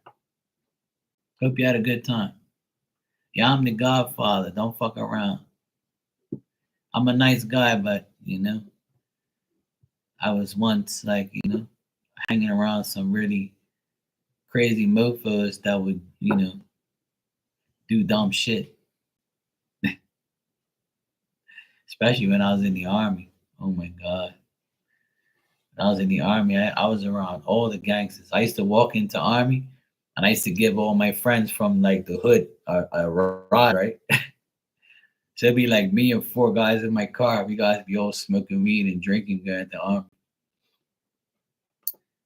And then my cousins were there. They were like, "Oh hell no, we're not even telling nobody." Mark's my cousin. Fuck that. That guy's crazy. Hangs around with all those crazy bastards. So yeah, I don't give a shit what my family thinks about me. I don't fucking care. They can kiss my ass. I love you guys more than I love my own family sometimes. Or the ones I don't like. You know, I'd rather talk to you guys all day than talk to these morons. And I know a lot of people in here have the same problems. Had a run in with my aunt today over trivial shit. I ain't talk to them because of my dad. But the day he goes, I won't talk to them again. Yeah, I don't blame you. I don't really talk to nobody from my dad or my mom. My mom and dad want me to be more cool with my brother and sister. I tell my dad, hell no. I said, do you talk to your brother? No. I said, well, same here. Fuck you too. My dad and his brother don't really talk much. And my mom, all her sisters are passed away, and she only has a brother that she talks to, but he's got dementia, so he's kind of difficult to deal with right now, unfortunately. All right, so LZ said, what messages does Spirit have for me concerning my dad's side? All right, let me check. Yeah, I don't give a shit about no family shit. Yeah, see, Otis like me. See, I don't talk to my brothers. So fuck that shit. Yeah. Yeah, I don't blame you. Yes, Miss Bikini, don't be doing that. Dan the man's here. Dan, Miss Bikini needs her needs you to put her over your knee. She needs a spanking.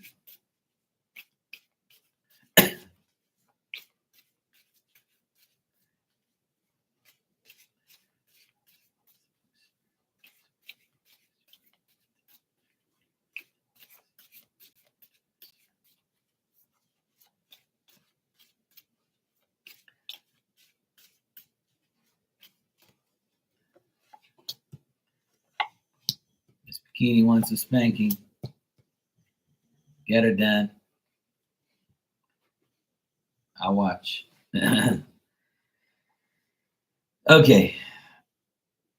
I get a lot of LZ. What I get here is your father wants to maintain the stability.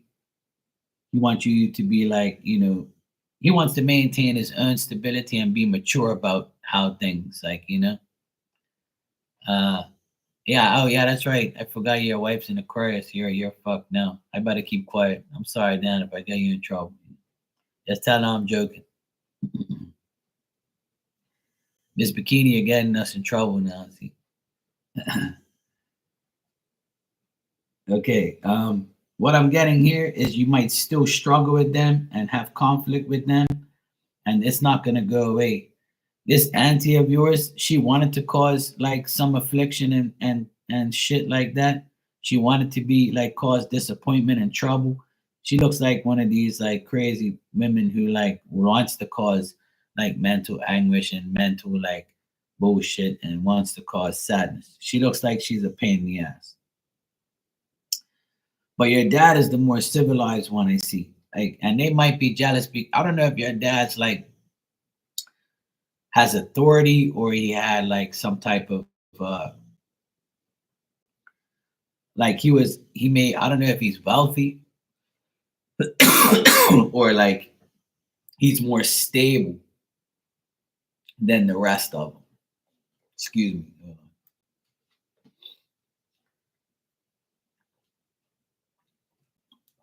She's just like her mother, a miserable person. Yeah. Ah, that's what I get. Because I'm getting your dad has a boss energy. He's the emperor. So that means he's wealthy, he's got authority, he's a leader, he's got stability, and he's got like power. So they're all, jealous because they know that you might get all of that.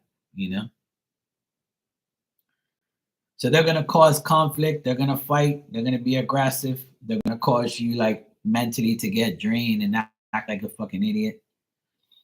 So expect these difficulties and changes, but I know you anticipate, them as your hidden enemies, and they're very deceptive and things like that. But your dad, I feel your dad has everything under control, though. I feel like he hasn't lost his power or anything like that. But he knows this woman is crazy.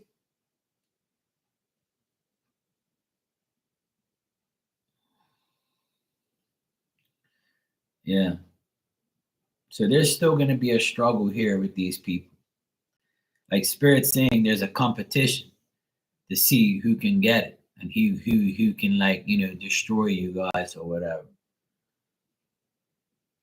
But I feel like your brother, there's another man here that's like expecting these difficulties, but it's not. It could be your brother. Like if your brother expects these people to like keep coming back and keep acting up, like he's ready for them. Like your dad's probably told him, look, get everything in order, and if these people like can be our hidden enemies. Yeah. Yep. Yeah, exactly. Okay, Marcia. Good night, sweetheart. I'll check the email later, and I'll you just get to me whenever you get the phone or whenever you feel like. You're welcome, sweetheart, and thank you too, Marcia. I appreciate you. Just lets me handle them. He does a little to help me. Yeah, I get that. He's like, what I get with your brother is like he's waiting for the day this is over. So he's like, you know, fuck all of you, you know, like them, the people. Like he's just like he knows it's all gonna happen one day, and he's just like anticipating the worst. But he knows that like those people are hiding things, and they're like he can't. He knows that they're a pain in the ass too. But your dad has everything under control. I feel, or he's telling you guys what to do. so that way nobody, deals with anything.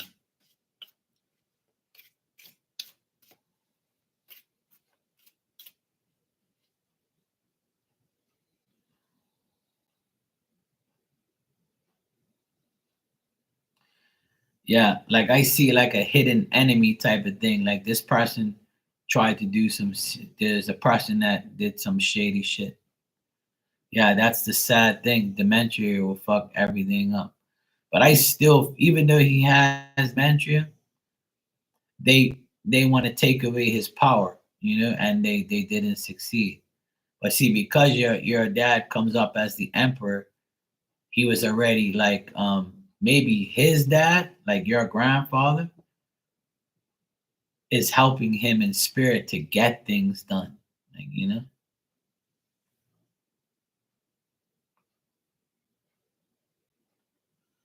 Ah, that's good. So you guys were smart enough to do that. That's good. But I feel like who's helping him is his father. And if his father was like an emperor type of guy with a beard and he had white hair and he was like a big shot, that could be him too. Because I'm still like when I get the emperor, it always appears to me in spirit too. Like the person is like a person who had like military power. He was either in the military or he had like was a cop or like a man of uniform. That could be like your grandfather or your uncle. Yeah, yeah. Because when you have dementia, spirit comes to you and tries to like, well, they don't try, they do it. They take over and they make sure like shit gets done. That's what happened with my auntie when she got dementia.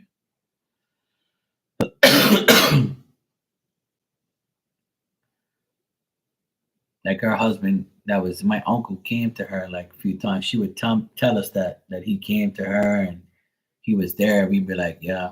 And some people are like, yeah, you definitely got dementia. You're crazy. But it's not like that. That shit takes over. Spirit takes over.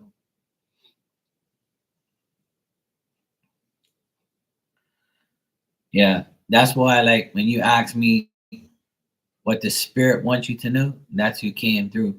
Is a man, like an older man with like a white hair and a white beard, and like he looks like he was a man of power, like a man of like uniform. I don't know if you knew what they did for a living, but they all have authority. They were all like big shots, or they all were very smart and had power. Even like you're saying, they stood up to their grandmother. If they stood up, that's the power that I see. Like they took over, they took control. Yeah, they took control of everything. Hey, girly Sunday, yeah, you can if you want. I ain't gonna tell you no. It's cool. You have to go back to the chiropractor. Oh man, I've never been to a chiropractor. I'm scared to do that shit. I might not come out good again. Ah, okay. Yeah, I saw a guy in a uniform just now, so that could be the firefighter and constable.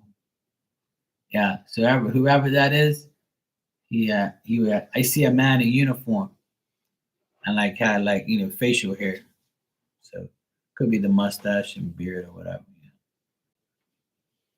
Like this could be like as he got older too. But I get a man of uniform and a man of authority, so that's definitely him. So that's good. That's who's watching over your dad. So that's good, LZ. Looks like your dad's gonna be okay. What's today? 21st. Yeah, cool. Yeah. Miss Bikini said she's not a widow. She's a widow.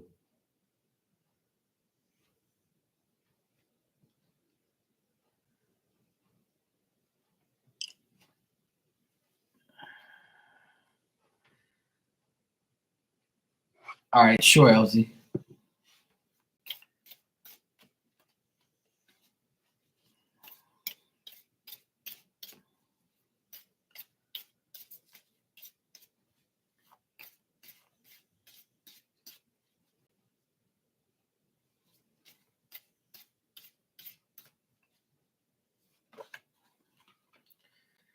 Yeah, sometimes LZ, that's just the way it is. Like, man, see how your dad's like not doing good. So what it is they want to fuck with your inner peace because they know that they want to see if you give up. You see what I'm saying? It's a test to see if you give up on them or things like that. Like to see if like they'll fuck with your energy, so that way it affects him or it affects you when you go to him. So try not to let it get to you. You know what I'm saying? Like it's all a mental game. That's why like you feel that way. Don't let them get you mentally. And if you have to like diss them and block them and not speak to them, fuck them. That way you will have peace. The only way you're gonna have peace is if you delete people. That's like me now. I have peace, but my parents are still a pain in the ass. But I still love them. They're a good pain in the ass. Like I get it. Like yeah, block them. Like I always say, block, delete, and fuck off. Good riddance.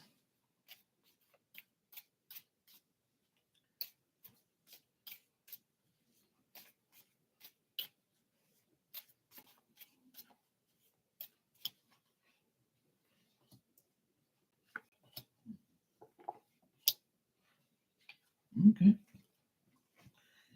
All right.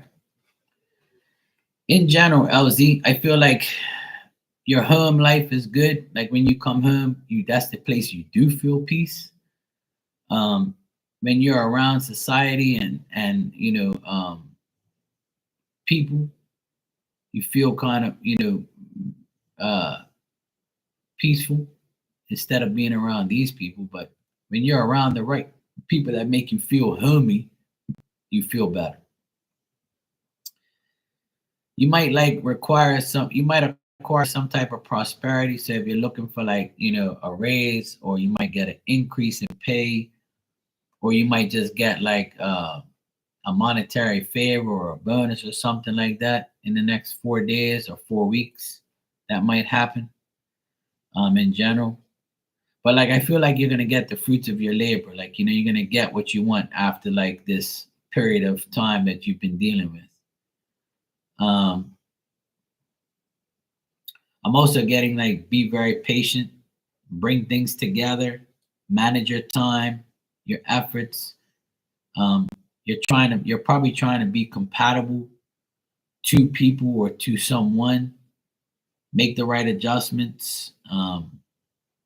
And whatever combinations you have, whether it's work, love, or finances, these things you'll find a way to bring it all together. You'll find a way to bring it together. Don't live in denial. If you need to like find more confidence and more solitude, then you will. I do see like a man here. He's like a hermit type of guy. He's being very discreet, very cautious. He's living, he's having withdrawals about, certain things. He might, uh, this could be like your dad, or it could be like the person that you deal with, like a man.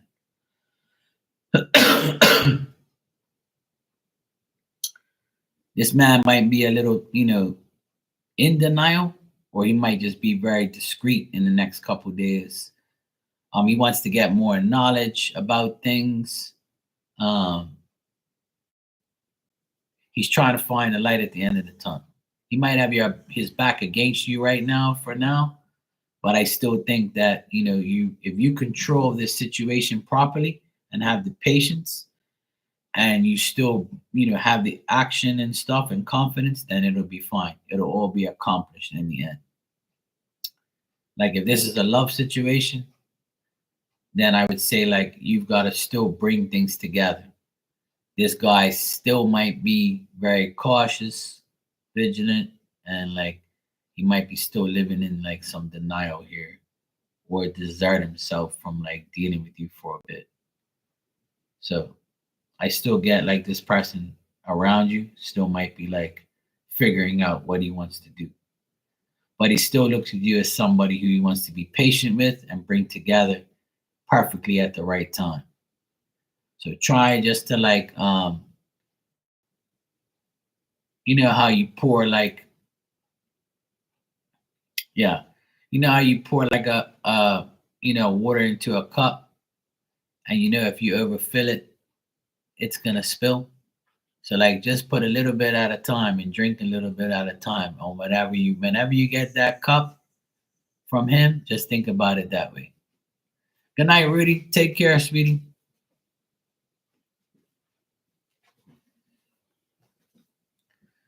That might be the science teacher.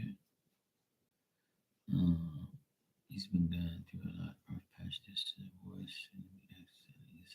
Okay.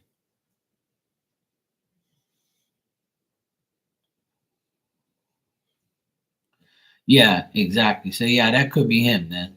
Yeah, it could be him. Yeah. But he likes your confidence, and he likes the way your energy, and he likes the way things are going.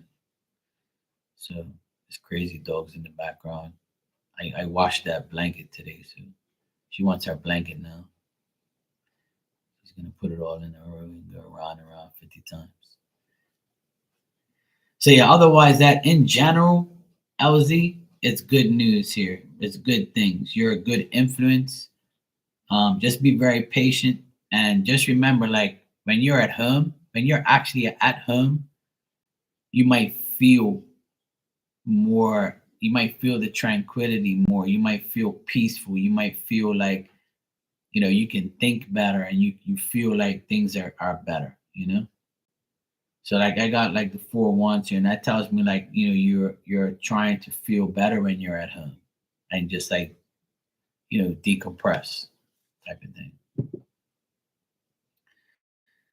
Yeah, I do see that. Yeah, because right now he's just like he's probably going to be discreet with his life, and try not to say too much and like burden you with his life or whatever.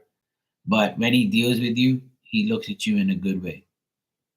Because I got him looking at you as a temperance woman, so a good influence, somebody who he's compatible with, somebody that he's patient with, and he wants to bring things to you want to bring things together, or when you are together, he feels like you're a good influence. You're a good influence to him, and vice versa. You could also feel the same way about him, and him could feel that about you. I don't get nothing like bad at all, to be honest. Like I don't get nothing bad. The general message was that was better than the family shit. Yeah. So it looks good. LZ, nothing bad. Like you said, he's going through his little, well, his problems and shit, but it's nothing against you. He still looks at you in a good way. It's just his issues.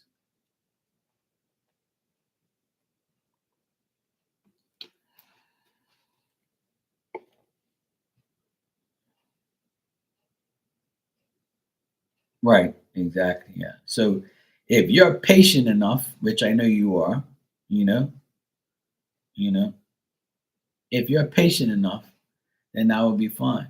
You'll get what you want at the end, because he looks at you as a good influence. So because he looks at you like that, that's why things are gonna work out in the end. You know what I mean?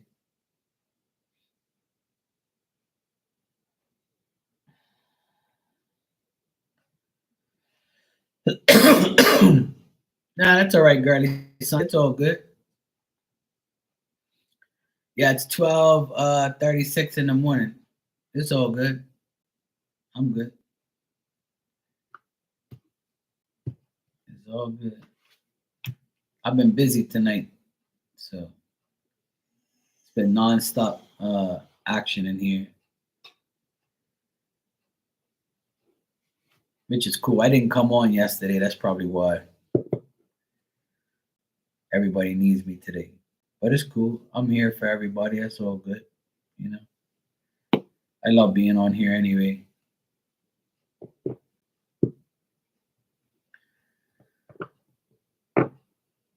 Yeah, LZ, I don't get nothing bad on him, and he doesn't feel any type of way. I just think that he's gonna be a hermit. He's gonna be like someone who's gonna be, just doing things his way and just loving your advice.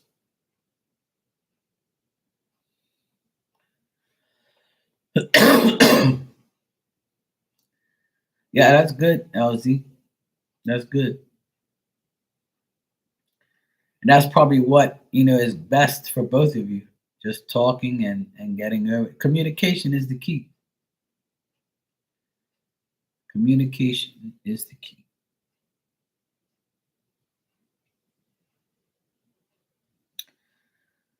All right. Girly Sunday, you're next. Let me see.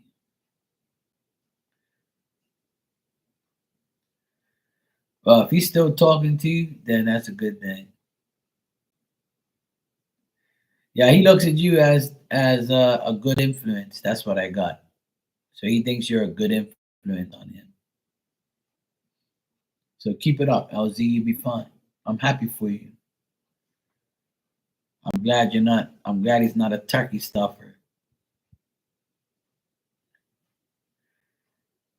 Yeah, exactly. Yeah, yeah.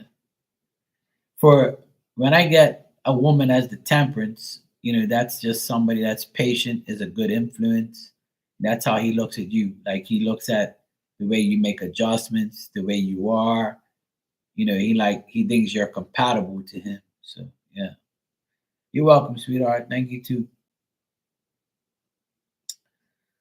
All right. So girly Sunday, you said okay. So I messaged that. See you the next Saturday in the studio. He hasn't hit me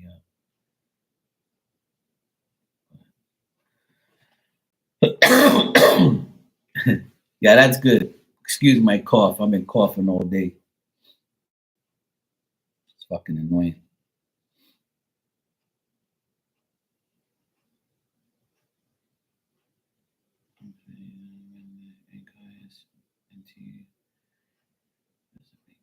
This guy is not even my type, and I'm here wearing over it.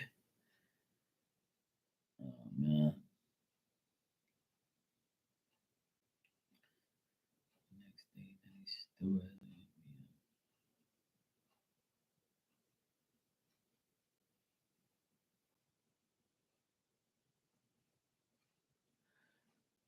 A turkey stuffer is a guy that just wants to have sex with you. He wants to stuff your turkey. So like a player, you know, a guy who just wants to stuff.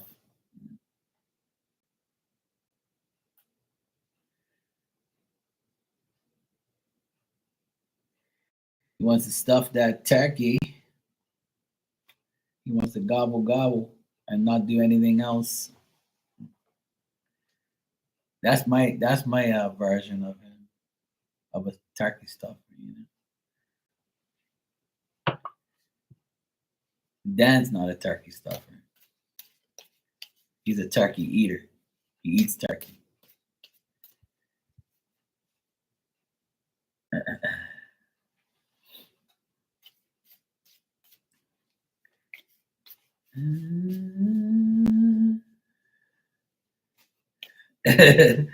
She was in here earlier with one eye open. She probably went to sleep by now. She was in here earlier. She was live earlier too. She might be still in here with one eye open. I don't know.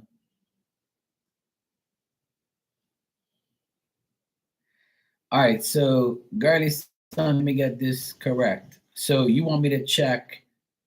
Uh, yeah, you can be. Yeah, you can be the darker part of the turkey. You still, you still. The thing is, turkeys come in all different, things. So you want me to check this person's C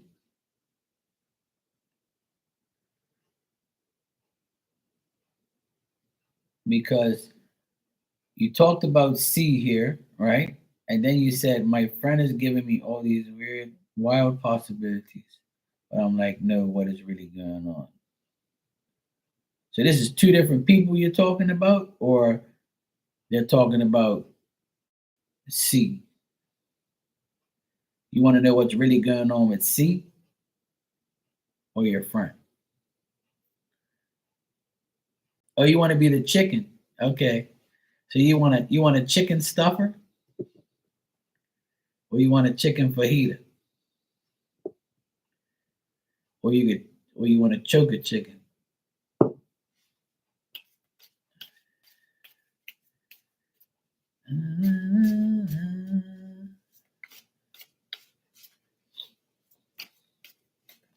All I know is I'm a rooster. You know, I'll say it kindly. You know, I'm the rooster.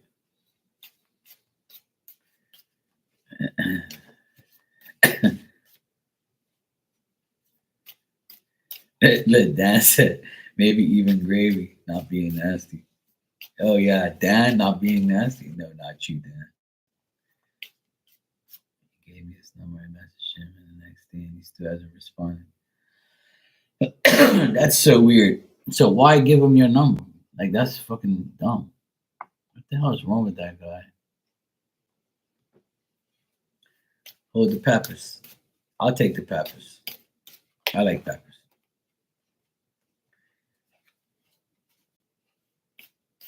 I had chicken today. I had chicken in the oven. Chicken breasts with I had breaded chicken breasts with salad. Yeah, I love gravy too.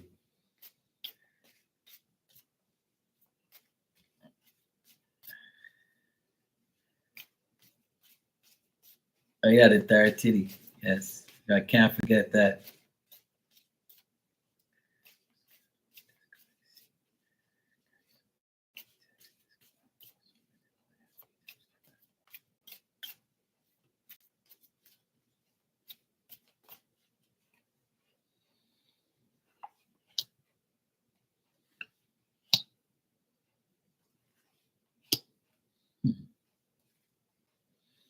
That's so weird.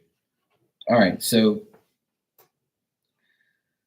what I'm getting with this guy is he is he's feeling like he's feeling kind of downgraded right now, and he's feeling like weak. He might be dealing with like his father or something like that, or like he's dealing with some other dude. Like he's also saying to himself, you know what? I kind of don't. I gotta make sure I get through my past relationship first before I move on. I know this is so weird. And then I get the devil card here at the end. So this tells me that he might just be like texting you just to see if he can get anything. Or I mean, when he gave you his number and all that stuff, and then now you texting him, like he's probably like, you know what? Now that she done that, what am I gonna do? You know, maybe this was all a misunderstanding because I don't want to go through another like divorce or love relationship that ain't gonna work, something that I'm not really gonna get myself involved with. Maybe I'm just lusting over this girl. Maybe I should not do this because it's not right. I guess some weird let me tell you something. I've got a lot of weird ass shit lately. Yeah, that's what I'm saying. This don't make no fucking sense. Like,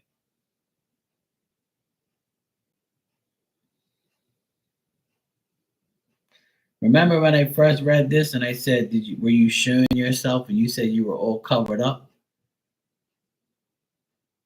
Like I think that maybe he thought that you were like a hoe or something. You was ready to give it up, but because you didn't give him that vibe, he was like, "Yeah, she ain't giving me no coochie. Fuck this." That's the type of energy I'm getting right now. Like he might be like, this woman probably wants a regular relationship, and I'm not wanting that. Maybe I'm just lusting over her because I got the devil card at the very end. So that tells me lust. That tells me like, let me see if I can bang her. Like we just said, the turkey stuffer. So maybe he was putting on like he wasn't, but I'm getting that, but that still don't make no sense though, because if you text him right after he gave you the number the next day, that should say, hey, look, there's potential here. But I'm getting this is more on his end, not you. See, you don't even show up in the cards. It's more him. I got the King of Wands upright, which is when he first saw you and met you and gave you the number, he was being honest, right? And he was being like trying to be a gentleman. And then afterwards, he was like, you know what? I've had so much bad things happen to me in my life. Do I really want to like move it? Like, do I really want to move forward with this chick? I don't want to make it a misunderstanding, and I don't want no bad vibes to happen to me. So I don't want another trouble relationship or something bad. And then he's like, you know what? If I can like have sex with her, I'll be happy because that's all I really want right now. With that devil energy at the end. So I'm getting like, and I read somebody earlier in here, right?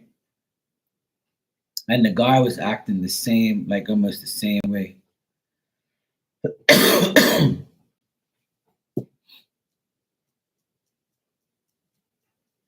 It's weird.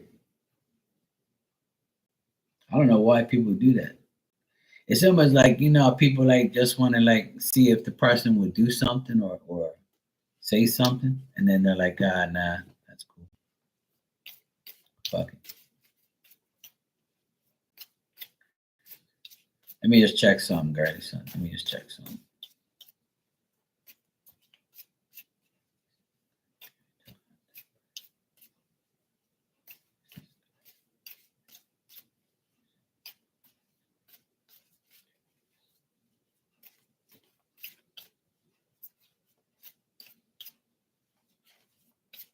It's hard. Yeah. I would say block him and get rid of him because I asked if he's going to contact you and it says no. He's not going to contact you in the next 2 days. So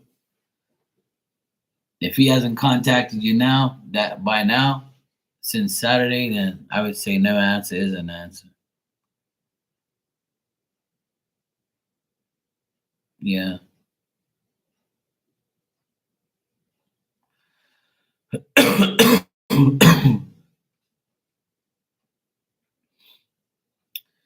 Yeah, exactly. I wouldn't even waste your time, even though that's the thing. Energy is like that. Some people just like they're weird. I know I don't understand that, Dan. It's so fucking weird. Even with the other person earlier, Sully, I think it was. Like she said she went to go see that person and then they just acted weird all of a sudden. I'm like that. I said that's how people are. That's how they are, man. People are fucking weird, man. That's why like people's energy change so quick. It's so annoying. One minute you be like, oh yeah, we're good. Next minute you be like, oh fuck them. That happened to me yesterday.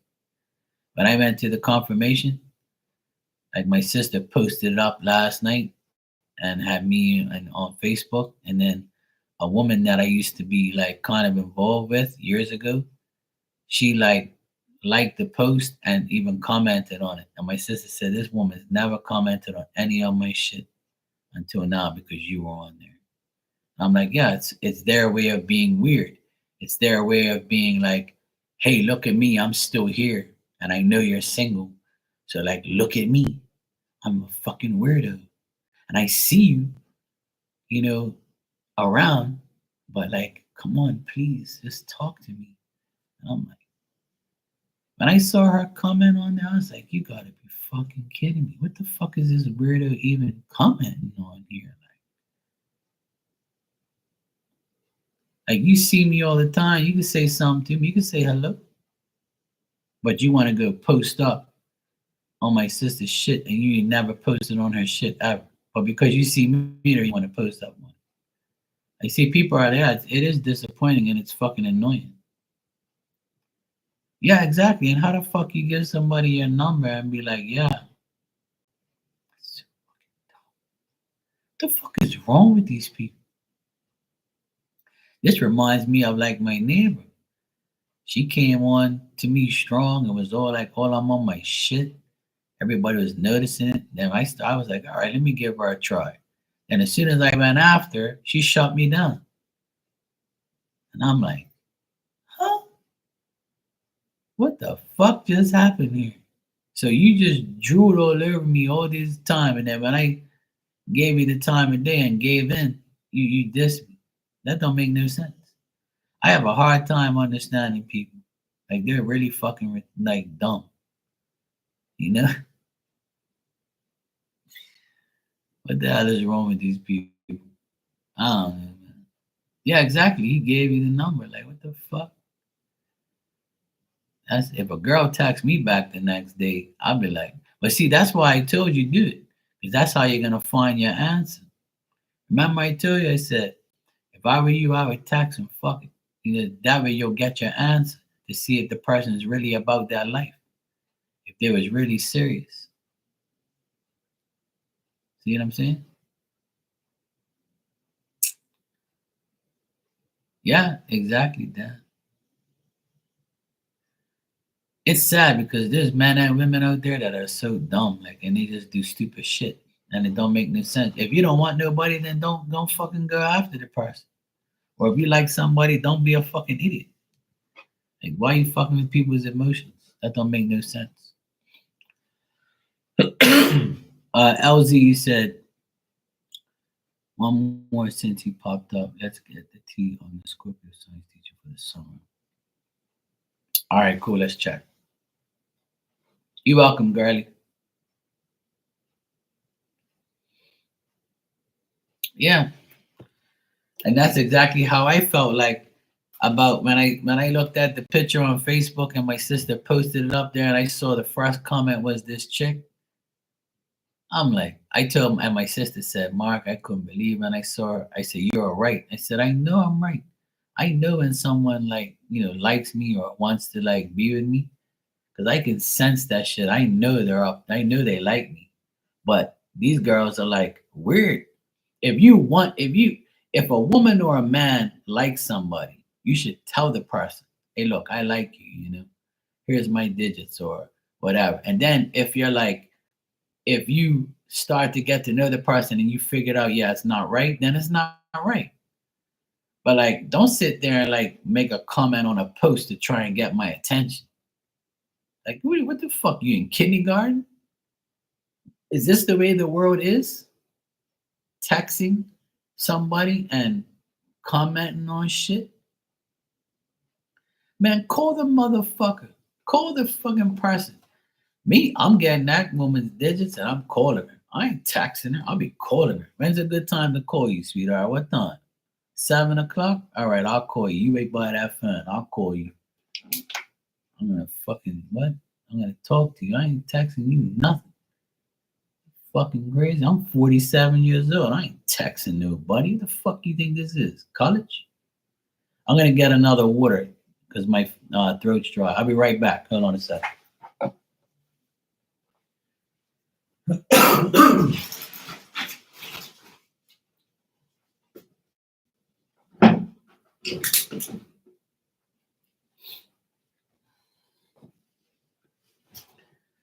Oh yeah, exactly. Be real, be an adult. What the fuck is wrong with you people?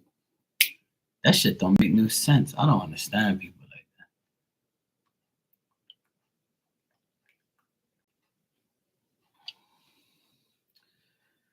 It's like going here. I don't have no problem talking to nobody. I'll video chat you. I'll talk to you on the phone, email, text, whatever the fuck you want. There's nothing to be scared about. Be an adult. Well, you know what, Dan? They love my voice because it makes them moist. You know? So I agree with you, Dan. You must have the same problem.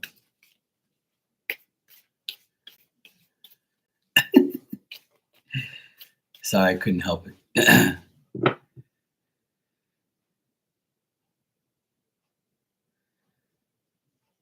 Nah, but see that's the thing. Don't ever take that shit like, in a bad way. You gotta look at them like you can't miss nothing you never had. That's how you gotta look at it. You can't miss nothing you never had. So if you never had them, you can't miss them. So fuck them. All right, let me check something here. All right, LZ wants to know about the science teacher. I was a rapper.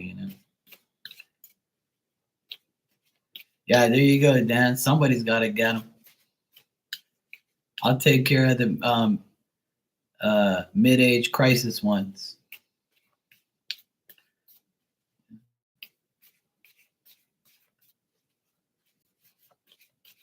I'll get the ones that are going through menopause. Usually I get all the hoods. All the hoods want me. That's what they want. But some good women want me, but like they don't present no like they present fear to me and I don't like fear. I want confidence. I don't like women who like fear shit. Don't fear talking to me, sweetheart. I ain't gonna fucking do nothing to you. Just talk, be an adult, like you're saying. Be your authentic self. Closed mouths don't get fed.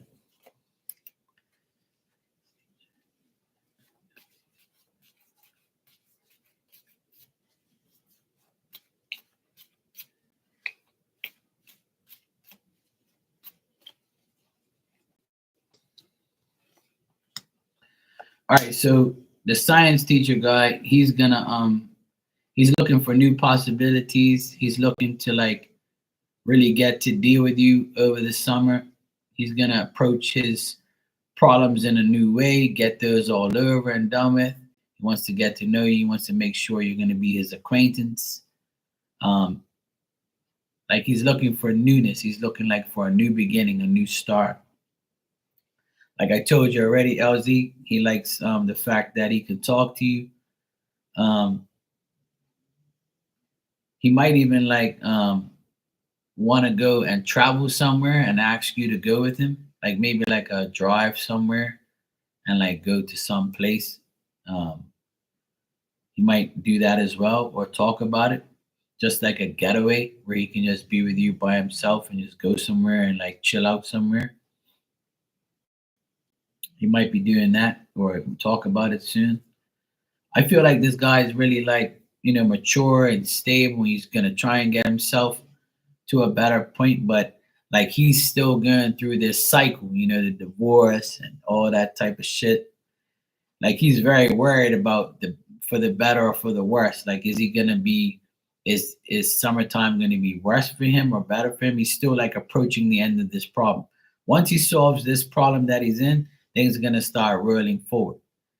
And I see like the new things coming. Like I see like a vacation here, you guys going somewhere on a journey, um, and you guys dealing with that, everything's gonna be good. I got all good things for you and him upcoming in the summertime. Yeah, yeah, he will. He'll invite you to go on it soon. He's thinking about it, but like I said, the only way this is gonna happen is if he gets over these issues that he's going through now. You know, once he approaches the end of these problems, things are gonna be like it's gonna be unexpected. Like he's just gonna come out of the blue and say, "Hey, guess what? I just got word that this is done, so now like we can go here." Like it's gonna be all new. You're gonna deal with all new things with him. So there's a lot of possibilities here. There's a relationship that could develop at the end of the summer, and you guys, can like be more of acquaintances than anything. and you're going to learn more things about each other as time goes on, you know. But it looks good, LZ. I don't get nothing bad here, you know. This is not like all the other people that I've read for you, where the the turkey stuffers and the idiots that weren't sure, or just people that were idiots. This guy's actually legit. So if you allow the cycle to turn, you allow the wheel to turn, then everything is going to be fine. Just let everything unfold. Let him, take charge, be the emperor, be the person. I got him as the emperor here again. So, like, he's definitely a person that knows what he wants. He just needs to get his finances dealt with. He needs to be stable. Once he gets all that, his confidence will build, and you'll see a different person. You'll see him evolve from who he is now to who he really is. Yeah. So I don't get nothing bad, LZ. All good energy here. I'm happy for you, and I hope it all works out for you. I know it will. From what I see here, I get all positive things. This is the most positive like cards I've gotten for you when it comes to like, you know, men, turkey stuffers, assholes. But this guy seems very legit. He seems like the real deal. Like something can develop in the future. So yeah, I would say things look good. As long as he allows to get, as long as he makes the ball roll, like like I don't know how to say it. I can't even remember what the fuck that saying is, but as long as he keeps the ball rolling, like and keeps the wheel turning and moving forward, like as long as he gets what he has to get out of the way with the divorce and everything else, then he'll be fine. You know? So it looks good. You guys will be fine, and I do see the vacation being very possible. Hey, Lucky, how you doing?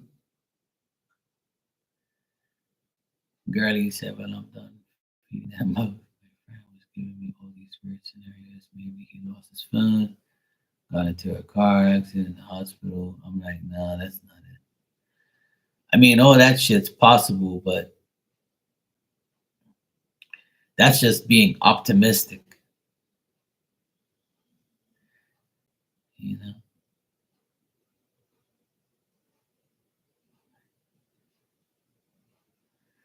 Okay, that's why it looks good. That's why he'll be relieved of that.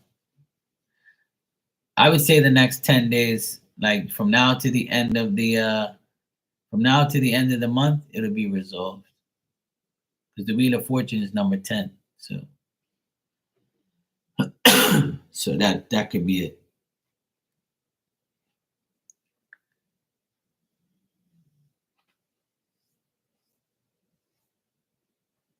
Yeah, there you go, girl.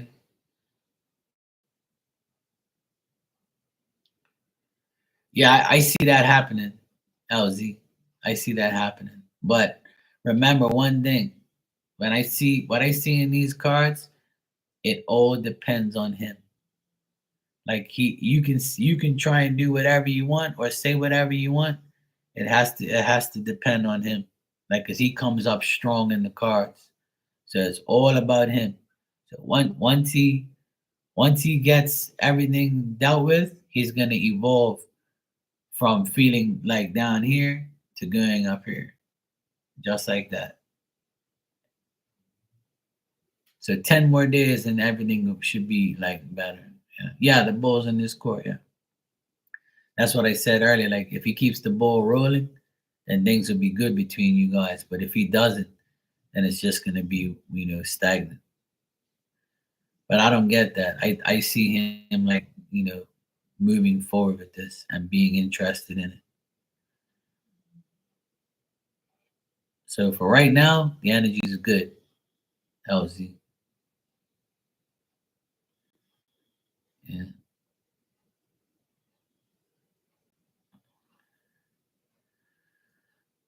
Yeah, some people don't believe in divorce, Lucky.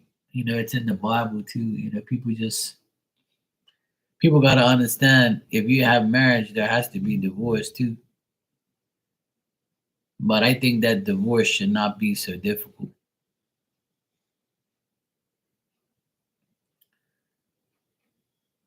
Divorce is inevitable. There's more divorce now than there is marriage. I think people just take marriage for granted and they just don't give a fuck about things anymore. I don't understand people who like, some people think that marriage is just a piece of paper, and some people don't value the marriage and don't value the vows and what you do for it. Yeah. Well, the thing is it's the only thing like in the Bible, and I know the Bible is like, something that it's a controversial book, right? But the Bible says like, you can get a divorce, but you just can't get remarried unless your husband's dead or your wife's dead. If you have nobody completely, then you can get remarried and get a divorce or whatever. So if you do that, you're like kind of going against what God wants. But remember, that's what God wants. But even if you do it, he can still forgive you because we have free will. So it's all a controversy. It's all whatever you believe in. It's all whatever you want to do. Because what happens if you marry the wrong person? Then you're probably going to get a divorce. That's why marriage should be a lot more, significant and a lot more serious. But some people don't give a fuck. I know somebody who got a divorce after 15 years, got remarried to another woman within a year, and then 5 years later getting a divorce from the second person. And I'm like,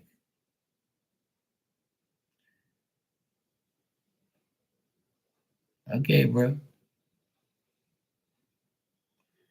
Not my problem. You go ahead. I ain't getting married. Fuck that. Because let me tell you something.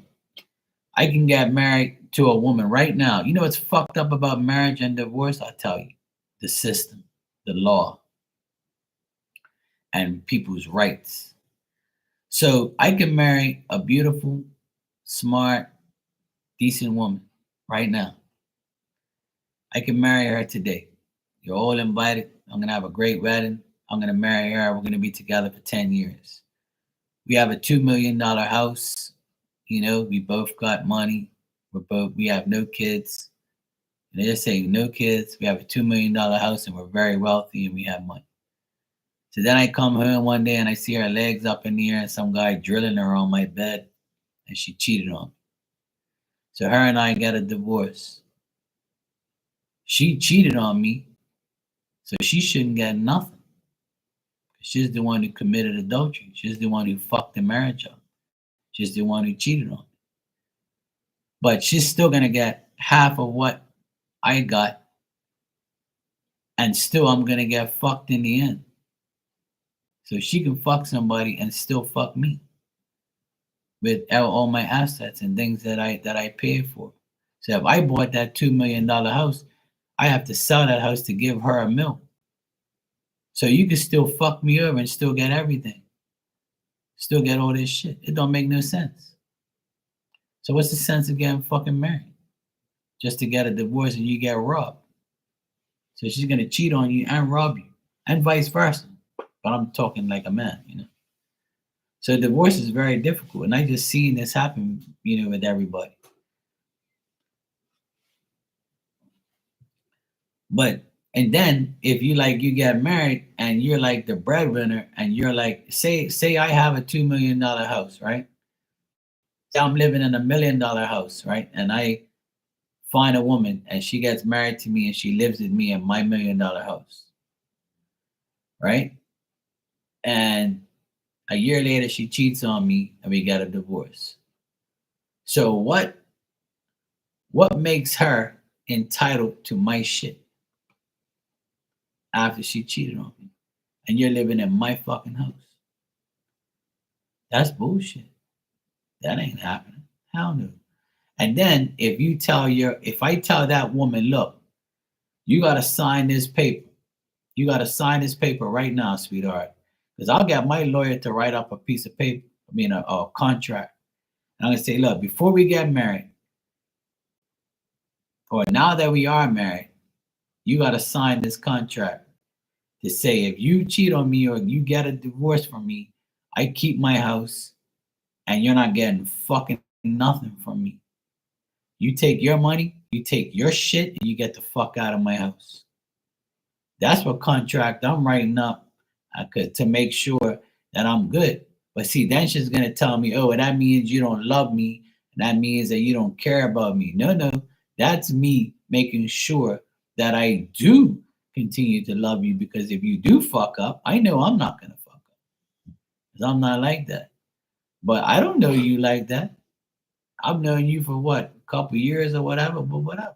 Who cares? You can still switch on me, but you ain't taking my shit. I'm gonna get a fucking contract written up. Fuck you. You ain't taking my shit. Hell to the no. I've seen that shit happen too much. She'd be like, okay, we're not getting married then. I'll be like, okay, well, you just prove you're a gold digging hoe. So goodbye. If you sign paper, that means you love me and you trust me and you won't do it. Because if you don't do it, that means you'll be fine. You'll be fine with my wishes.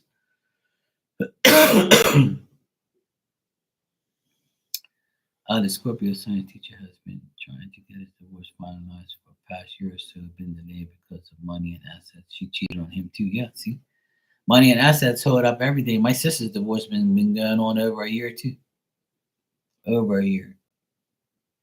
And she's about to get the house and the assets, but he's got to finalize it and sign it. And then comes the child support problem. Because I know he ain't gonna want to pay no serious amount of child support, but he has no choice. Or else he can go to fucking court and burn his ass. Good. Or I can tie him up to a fucking tree. It's up to him. But honest to God, if I had something to lose, like a house or a lot of money, I would never marry a woman unless she signs a contract. And you guys probably think I'm crazy, but that's the only way I'm doing it. And if she did it to me, I wouldn't be offended because I know I could sign that contract with nothing on my conscience. I'll tell her, yeah, I'm married. I'm married. We're gonna get married. And if you want to get a divorce from me, or you don't love me anymore, or I don't want you no more, that's fine. You can keep your fucking house. You can keep your money. How we find each other, we can leave each other. It's no problem. I don't need your shit, sweetheart. I don't need half of your fucking house. I don't need half of your money. Goodbye. I'll sign that shit. Bye. See you later. It's okay. I don't need your shit. I can go anywhere. I can do anything. It's no problem. I don't need you. Fuck that. Uh-uh.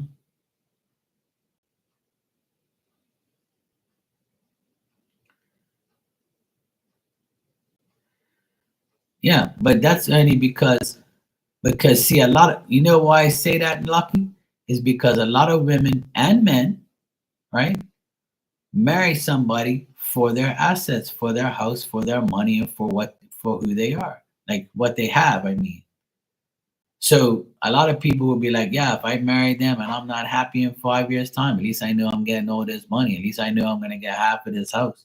At least I know I can get this house. You know what I'm saying? Like fuck that. Uh-uh. Yeah. Times are different now. That's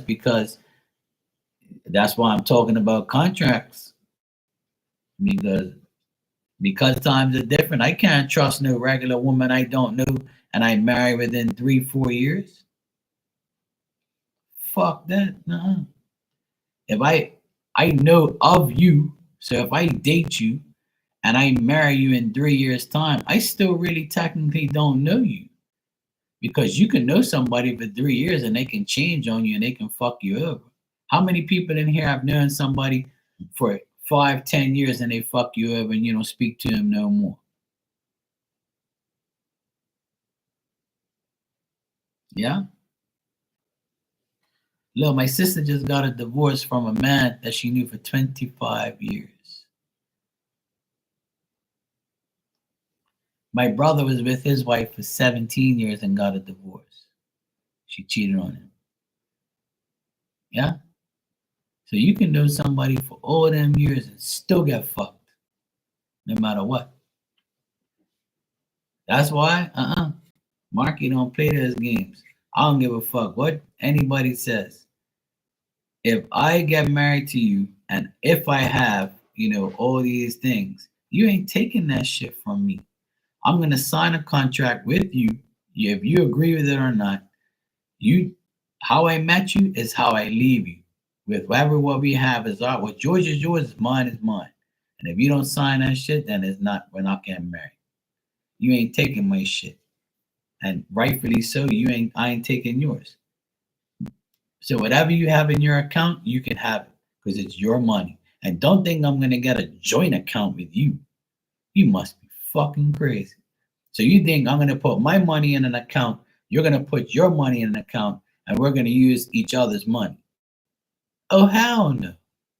You're gonna use your fucking money, and I'm gonna use my money, right? And we're going to jointly pay for bills and pay for shit each other. Don't think I'm gonna pay for your shit because you're my wife and I'm the man and I got to provide for you out of your fucking tree. No, no, no. Times have changed. It's 2024. You pay for your own fucking shit. Hell no. Look, you pay for the electric light bill. You pay for this, and I'm gonna pay for this, this, and this. What does it equal out to? Okay, 2 grand each. Okay, cool. What's the rent? This. And we're gonna pay half and that. Everything is gonna get split down the middle. Don't think I'm gonna be your sugar daddy and your fucking husband and your best friend and your boyfriend and your fucking fiance all in the same fucking decade. No, no, hell fucking no. That's the biggest mistake my brother and my sister made was have a joint account. They had that joint account, and one person drained the other one.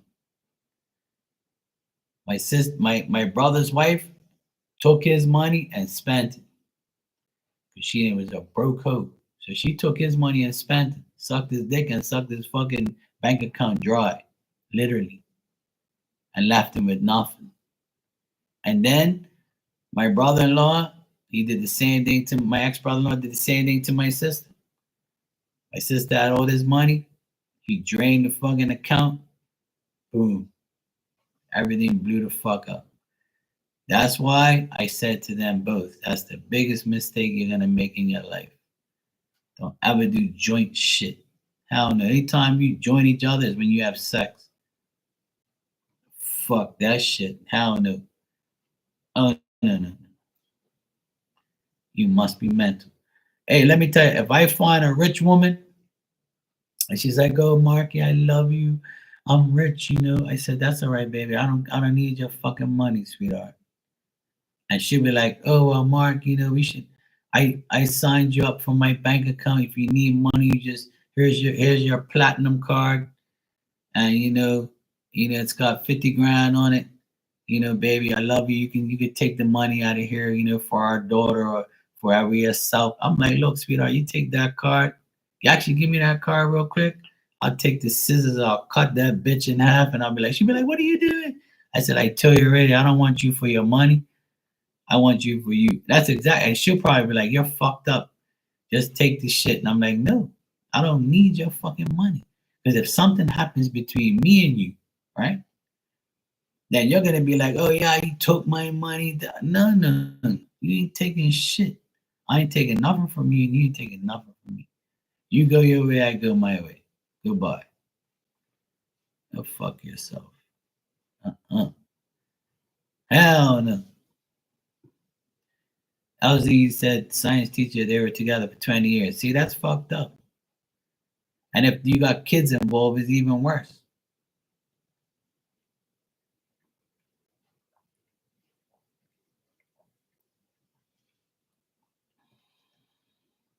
I agree, Gurley. I agree with that. People change. Absolutely, a strong foundation. A strong foundation is always important. So is a contract. You don't take my shit. I ain't working hard just to give you my shit because you married me. Hell no. Mhm.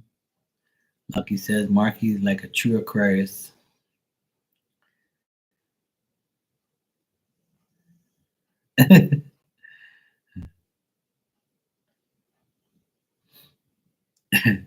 Hermione says the way I say shit. Yeah, this is me all the time. That's why I ain't married, and that's why I don't have nobody.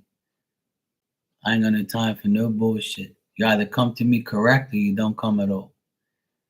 I'm the type of guy I don't need nobody's money. I don't need no woman. I don't need no woman's money. I don't need no woman's fucking shit. All I want is your heart. That's all I want. All I want is their heart. That's it, you know?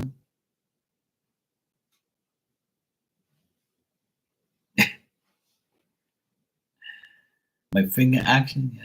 I'll give him this one here, Armand. Fuck off, leave me alone. You don't want me? That's cool. Bye. Give him the finger and tie him up to the tree with some dry rub. People are saying it's very secure, self-protected, love is taking the risk, but the one you really need now. Yeah.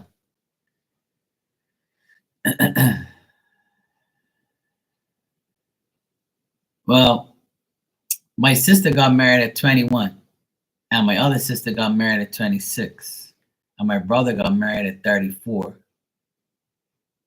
So they both got divorces, young and old. You know what it is? I'll tell you. People get married for the wrong reasons. People get married because you're attracted to somebody. You feel like that person's stable, got money, got a house, got assets. In the long term, they can take care of you or whatever. But people don't really get married because they love somebody so fucking much.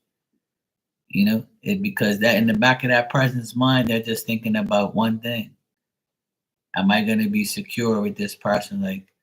And then some people just claim they know love and they feel love. They don't feel fucking nothing. They just feel that D gun all up in them. That's about it. Or they feel that coochie. People think that love is sex and lust and all that. That ain't nothing like that. And people, you know what the biggest problem with what the biggest problem in marriages is leading up to the marriage. How long have you guys known each other and how long have you lived with each other? When you start to live with somebody, that's how you know who they really are. That's the biggest mistake people make. You should live with somebody for at least 2 years before you even think about getting married. That's my opinion. If I ever get married, it's not going to be unless I'm living with you. So if somebody says, "Hey, Mark, how long you been living with your girlfriend?" I'll be like, "A year." Oh, you're not gonna get married? No, hell no. Are you engaged? No, because I'm gonna live with her for another fucking year and see if I can tolerate her bitch ass. And if I do, then I will. If I love her, I'm gonna marry her. Yes, but I'm gonna live with her. I want to wake up with her.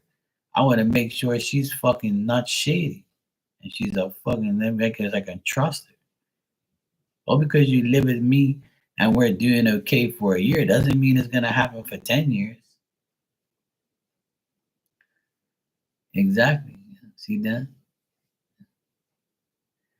I need to live with you in order to love you, care about you, and feel like I can marry you. If I could live with you for 2 years without killing you, or us separating and fighting and shit, then I'll marry you.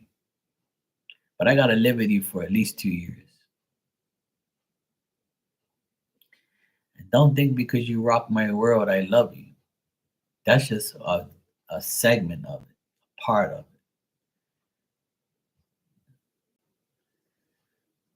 And after you live with somebody, you see how they live, or they see if they use you. You know? Because everybody has standards. That's why living with somebody is the key. Once you live with that person, you're gonna try. If you don't live with that person and you get married to them and then you get married, you're going to like be like, oh fuck, I. Then you're gonna try and change that person as you marry them. You're supposed to not try to change anybody. You gotta like put in the work, which means you live with them. So that way to see if you both, because in a 2 year period, you're both gonna get sick at one point. You're both gonna have a lot of bills to pay. You're both gonna be able to eat, drink, sleep, shit, talk, argue, work together.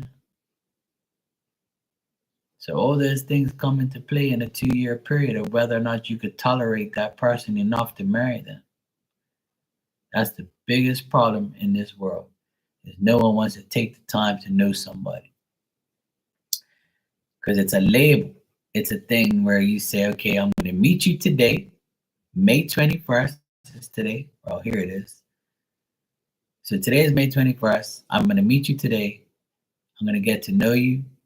And I'm going to date you in June and July. And then August, we're going to have a great time. Summer, pools, beaches, whatever. We're going to get to know each other. We're going to fall in love. Then we're going to start kissing. And then, we're going to start doing whatever, fucking whatever. And we're great. And by Christmas, we're going to be, introduced to each other's family. So that's like 6 months. And then go into January, you're like, we're madly in love. We're going to, okay, let's try and live with each other. Okay, cool. Let's go. So then next Christmas comes. If we're still together, we're doing good. If we can tolerate each other, we're doing good. If we ain't ripped each other's head off, we're doing good. And then that's a year and a half. So we're doing good. That's gonna make me want to go look at some rings and see what I want to put on your finger. Mhm. Then we can get engaged or something like that after a year and a half, 2 years, and then I'll wait another year and live with your ass while I watch that ring marinate on your finger and give you more hope. And then if we get married, that's it. We're good to go. But I don't believe in like dating, falling in love, and 6 months later I got a ring on your finger, and then 6 months after that we're married, and we ain't even live with each other yet. Oh hell no, no, no, no, no. And that's my opinion on marriages, relationships, and why it doesn't work. You have to live with that person. If you don't live with that person, it's useless. It's very useless to not live with somebody and get married. Hell fucking no.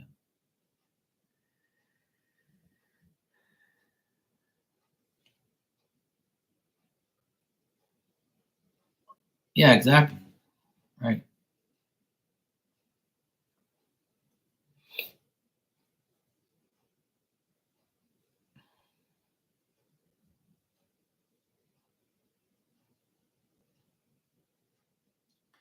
Yeah, exactly. You gotta allow yourselves to develop a real relationship, because everybody has this perspective where it's a label. I call it a label, but the perspective of marriage is like, the sooner you get it done, the better, so that way you live your life. That's bullshit. A marriage should be earned. A marriage should be developed. So when you do get married, you can say, hey, look, we've known each other for like 2, 3 years now. We've lived with each other for a while. It's time now. Because we can tolerate each other. We love each other. Like if you get married within a couple months or a year, you're a fucking idiot. Hell no. I mean, some people work and some people don't. But I guarantee that if you get married to somebody within 6 months to a year, I guarantee your marriage is not going to last. That's more than crazy. That's insane.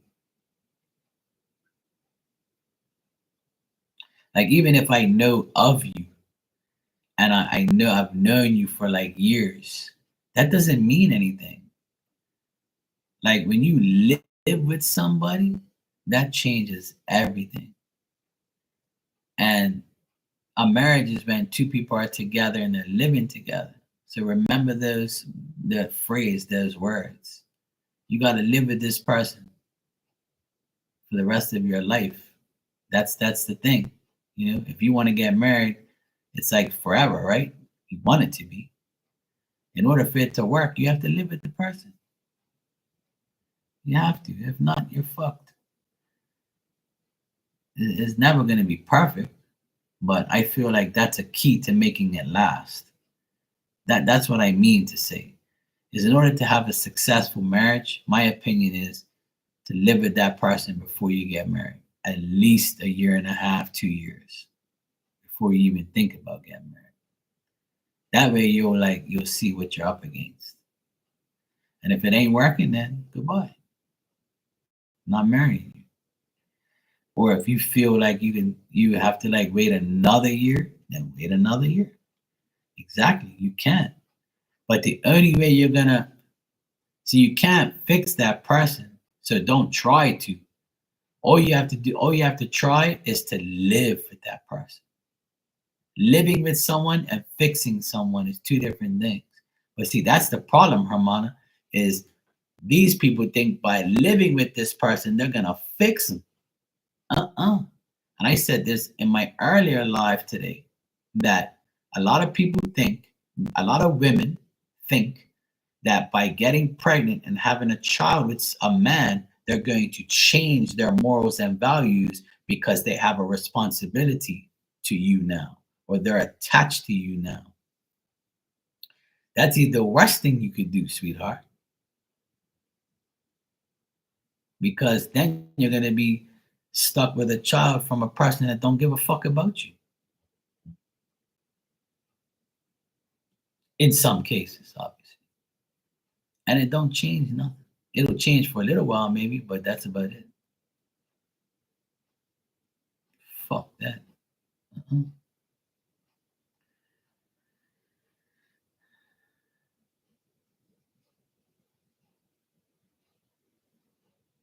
Yeah, exactly. They're feeding us.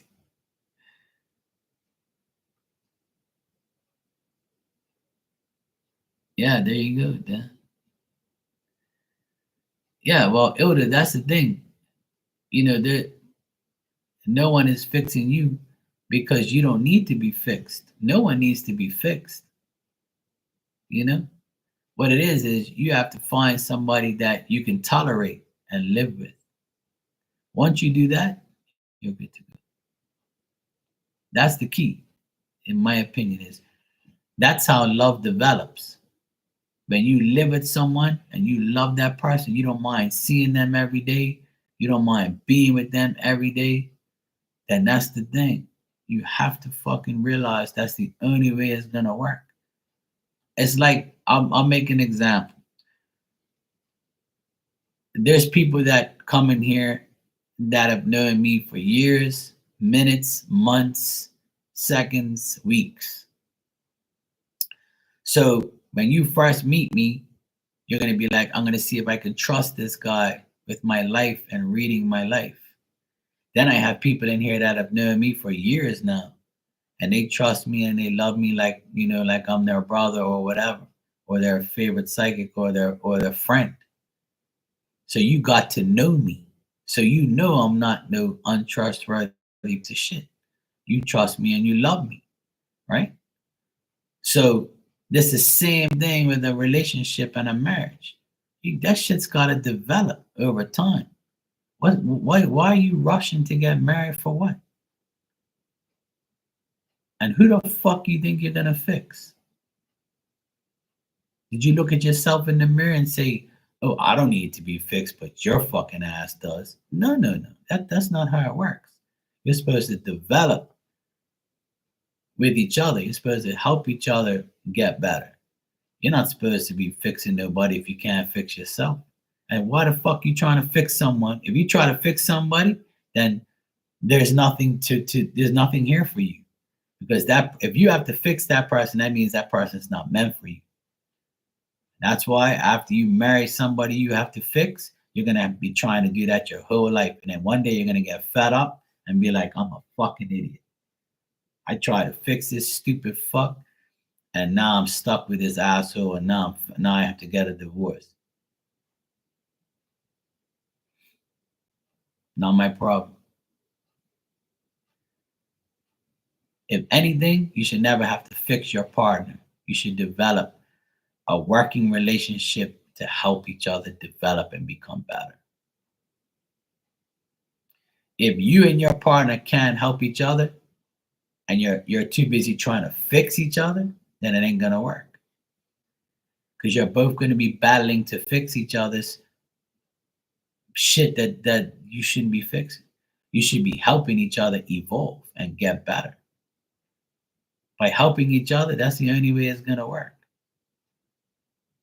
So if I want to marry you, I'm gonna help you develop your skills, your mindset. I'm gonna give you advice. I'm never gonna tell you what to do or try to control you. I'm not gonna pull a P Diddy on you and beat the shit out of you and drag you down a hole. I'm not gonna be abusive or tell you what the fuck to do. I don't want to do that. If I have to tell you what to do, I don't want you. You gotta have common fucking sense.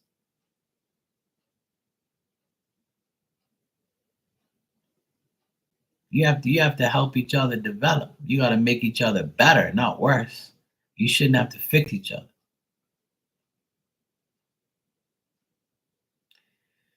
If I have a woman and she says to me, look, Mark, I really want to learn how to, paint this wall, or, I've always been interested in one of your talents. I'll be like, yeah, sure, baby, I'll teach you, whatever.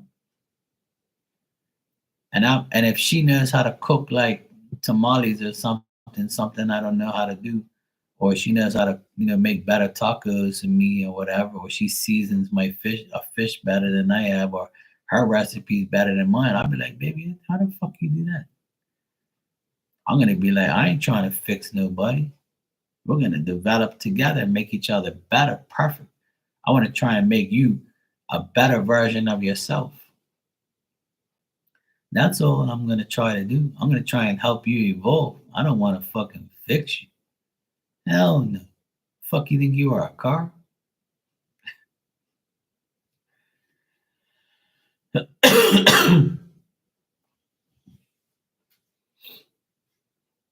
I ain't fixing no fucking body. Hell no.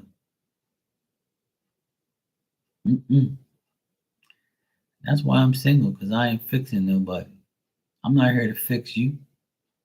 Fuck that. No. You need to be fixed, you need to go to a psychiatrist. Or you go somewhere else. I ain't just psychiatrist. Fuck that. We're gonna do shit together and we're gonna make the best team in the world. That's how I look at me and my woman in the future. We're gonna make the best team in the world. We're gonna make everything better. I ain't gonna fix you, ain't nothing to fix. We're gonna develop you and make you better. If she says to me, Mark, my downfall is I can't cook. I said, all right, that's okay. Do you mind if I teach you how to cook? Are you willing to learn how to cook, sweetheart? She'd be like, yeah, sure. Fuck, hell yeah.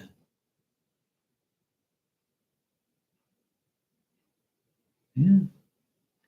You want to learn how to make stuff that I know? Yeah, sure. I'll teach you. If you got patience, I'll teach you. If you fuck it up, it's okay. I'm not going to slam this shit in your face or tell you you're a dumbass. I'm going to say, look, babe, you got to do it like this. Or look, we're going to do it like that.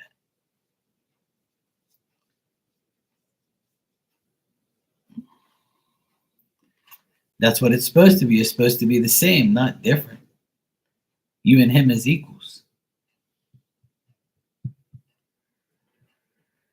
You're supposed to be equals, Lucky.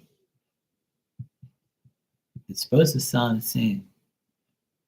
If you're with me and I'm with you, we're supposed to be the same. We're supposed to be equal. We're supposed to do everything together. You can't be like totally different. That means it's not worth it. Because being different, that's when you gotta fix, or you feel like you have to be fixed.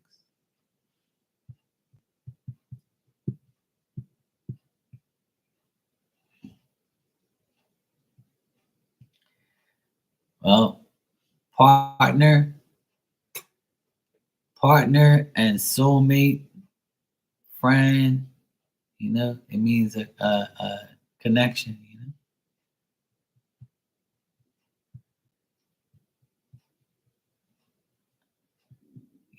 It's the way it is. I could talk about this all day and all night, but I'm gonna save these conversations for my podcast coming up, and I'm gonna talk about things like this because a lot of people need to understand the value of what a relationship really should be. Because a lot of men don't talk like that.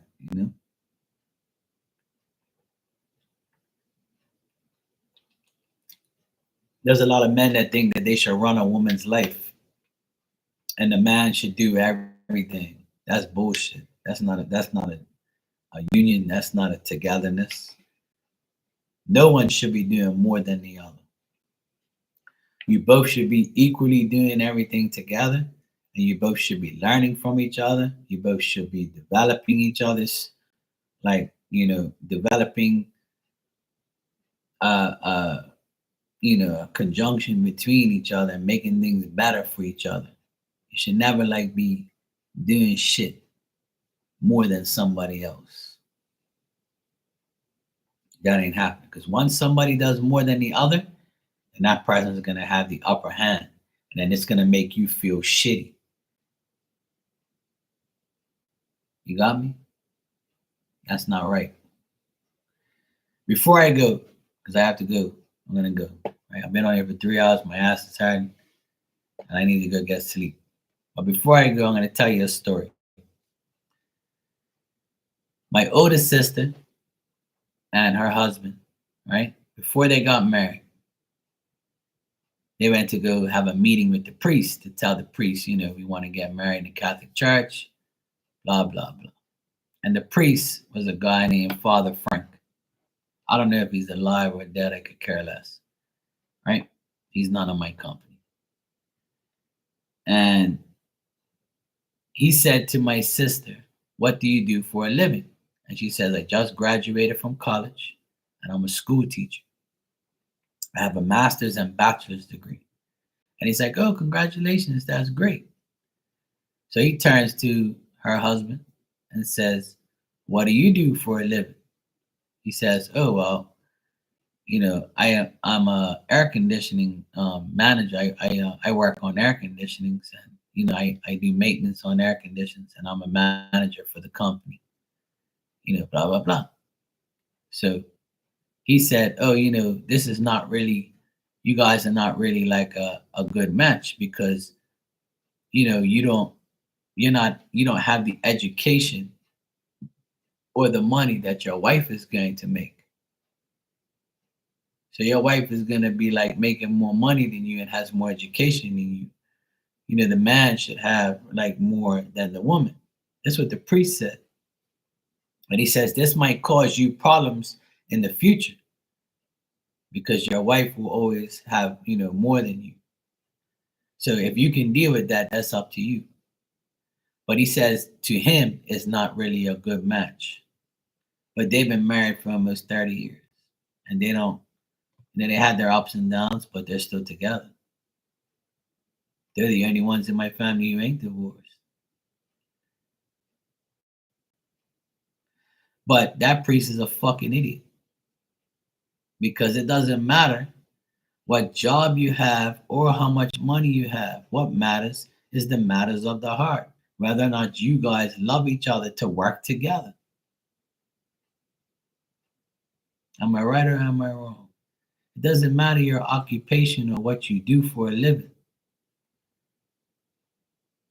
So you're supposed to marry someone who's got, a man who's got more than you? What the fuck? Since when is that, you know, a part of marriage? Doesn't marriage say for sickness and in health, for rich or for poor? So what the fuck is the rich or the poor part? So I'm supposed to marry a poor hoe and I'm supposed to take care of her for the rest of my life? You're fucking out of your mind. Supposed to work together. That's what marriage is. A coming together to be with each other. Last I checked. That's why you exchange vows, not fucking paychecks. Dumbass.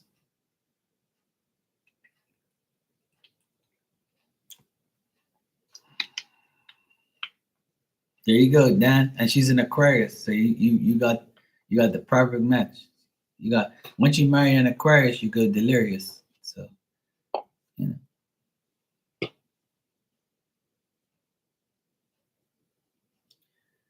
Yeah, and all they want is likes and views and see how much they can put on, how much they can look like. You know. Some of the fakest marriages are all over Facebook. They pose up. Meanwhile, after they pose, they're like, fuck you, bitch. I hate this woman. I'm getting a divorce. That's what happened to my sister. A couple months before she got a divorce, she posed up with her husband on Facebook, act like they were lovey-dovey. I told her, I said, you're a fucking idiot posting that shit. That fucking clown up there with you. Hell no. And look, it all backfired. I tell people all the time, man, I'm never getting married unless I live with that person for at least 2 years. And she's probably going to go around telling her friends, when is he going to marry you? And her friends will probably be like, Mark, when are you going to marry my friend? You've been with her for 2 years. Like, what are you waiting for? And I'll tell her, first of all, I don't care if you're her friend or not. I'm going to marry your friend and my fucking girlfriend whenever the fuck I like. You understand, bitch? How's your life, by the way? Yeah, that's what I thought. Shut your bitch ass up. That's exactly what I'll tell her friends. Don't mind your own fucking business. Yeah. Go find somebody you're gonna marry within a year. See how it's gonna work out for you. You be complaining every fucking day. She'll need you as a psychiatrist, dumbass. Anyway, let me get out of here. I'm done talking shit. But yeah, everybody has a story. Everybody has a different life, And just remember, always develop a relationship over time. There's no rush. Don't rush shit. Take your fucking time. Take your time and do shit right. Get to know the person. Just like in here, I get to know everybody in here over time.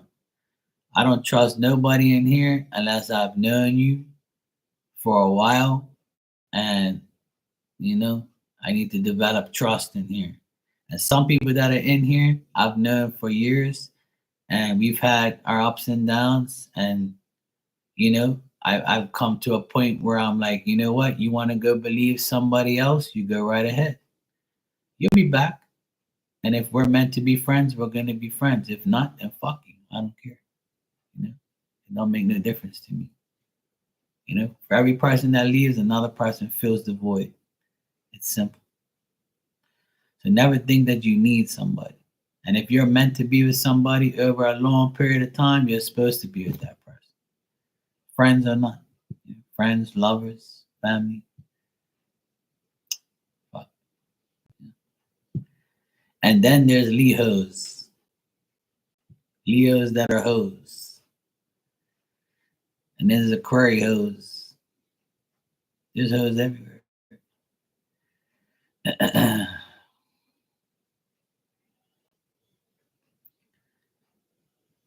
Yep, absolutely. All right, love you guys. I'll see you all tomorrow. Hope you have a good night. Sleep well. Don't dream of me. That's not good. Just dream about something else. Make sure you get sleep. Um, you know, Just remember to love yourself. Fuck everybody else. Love yourself. Love yourself. If you love me, I appreciate it. I love you back. I'm not gonna disrespect you. I'm not gonna cheat on you. I'm not gonna lie to you. All I'm gonna do is show love. As long as you show me love, you got a good friend forever. Peace. Good night, Herman. I love you too, sweetheart. Take care. Good night, Lucky. Good night, Dan. Girly Sunday. Marley. All you guys, good night. Take care.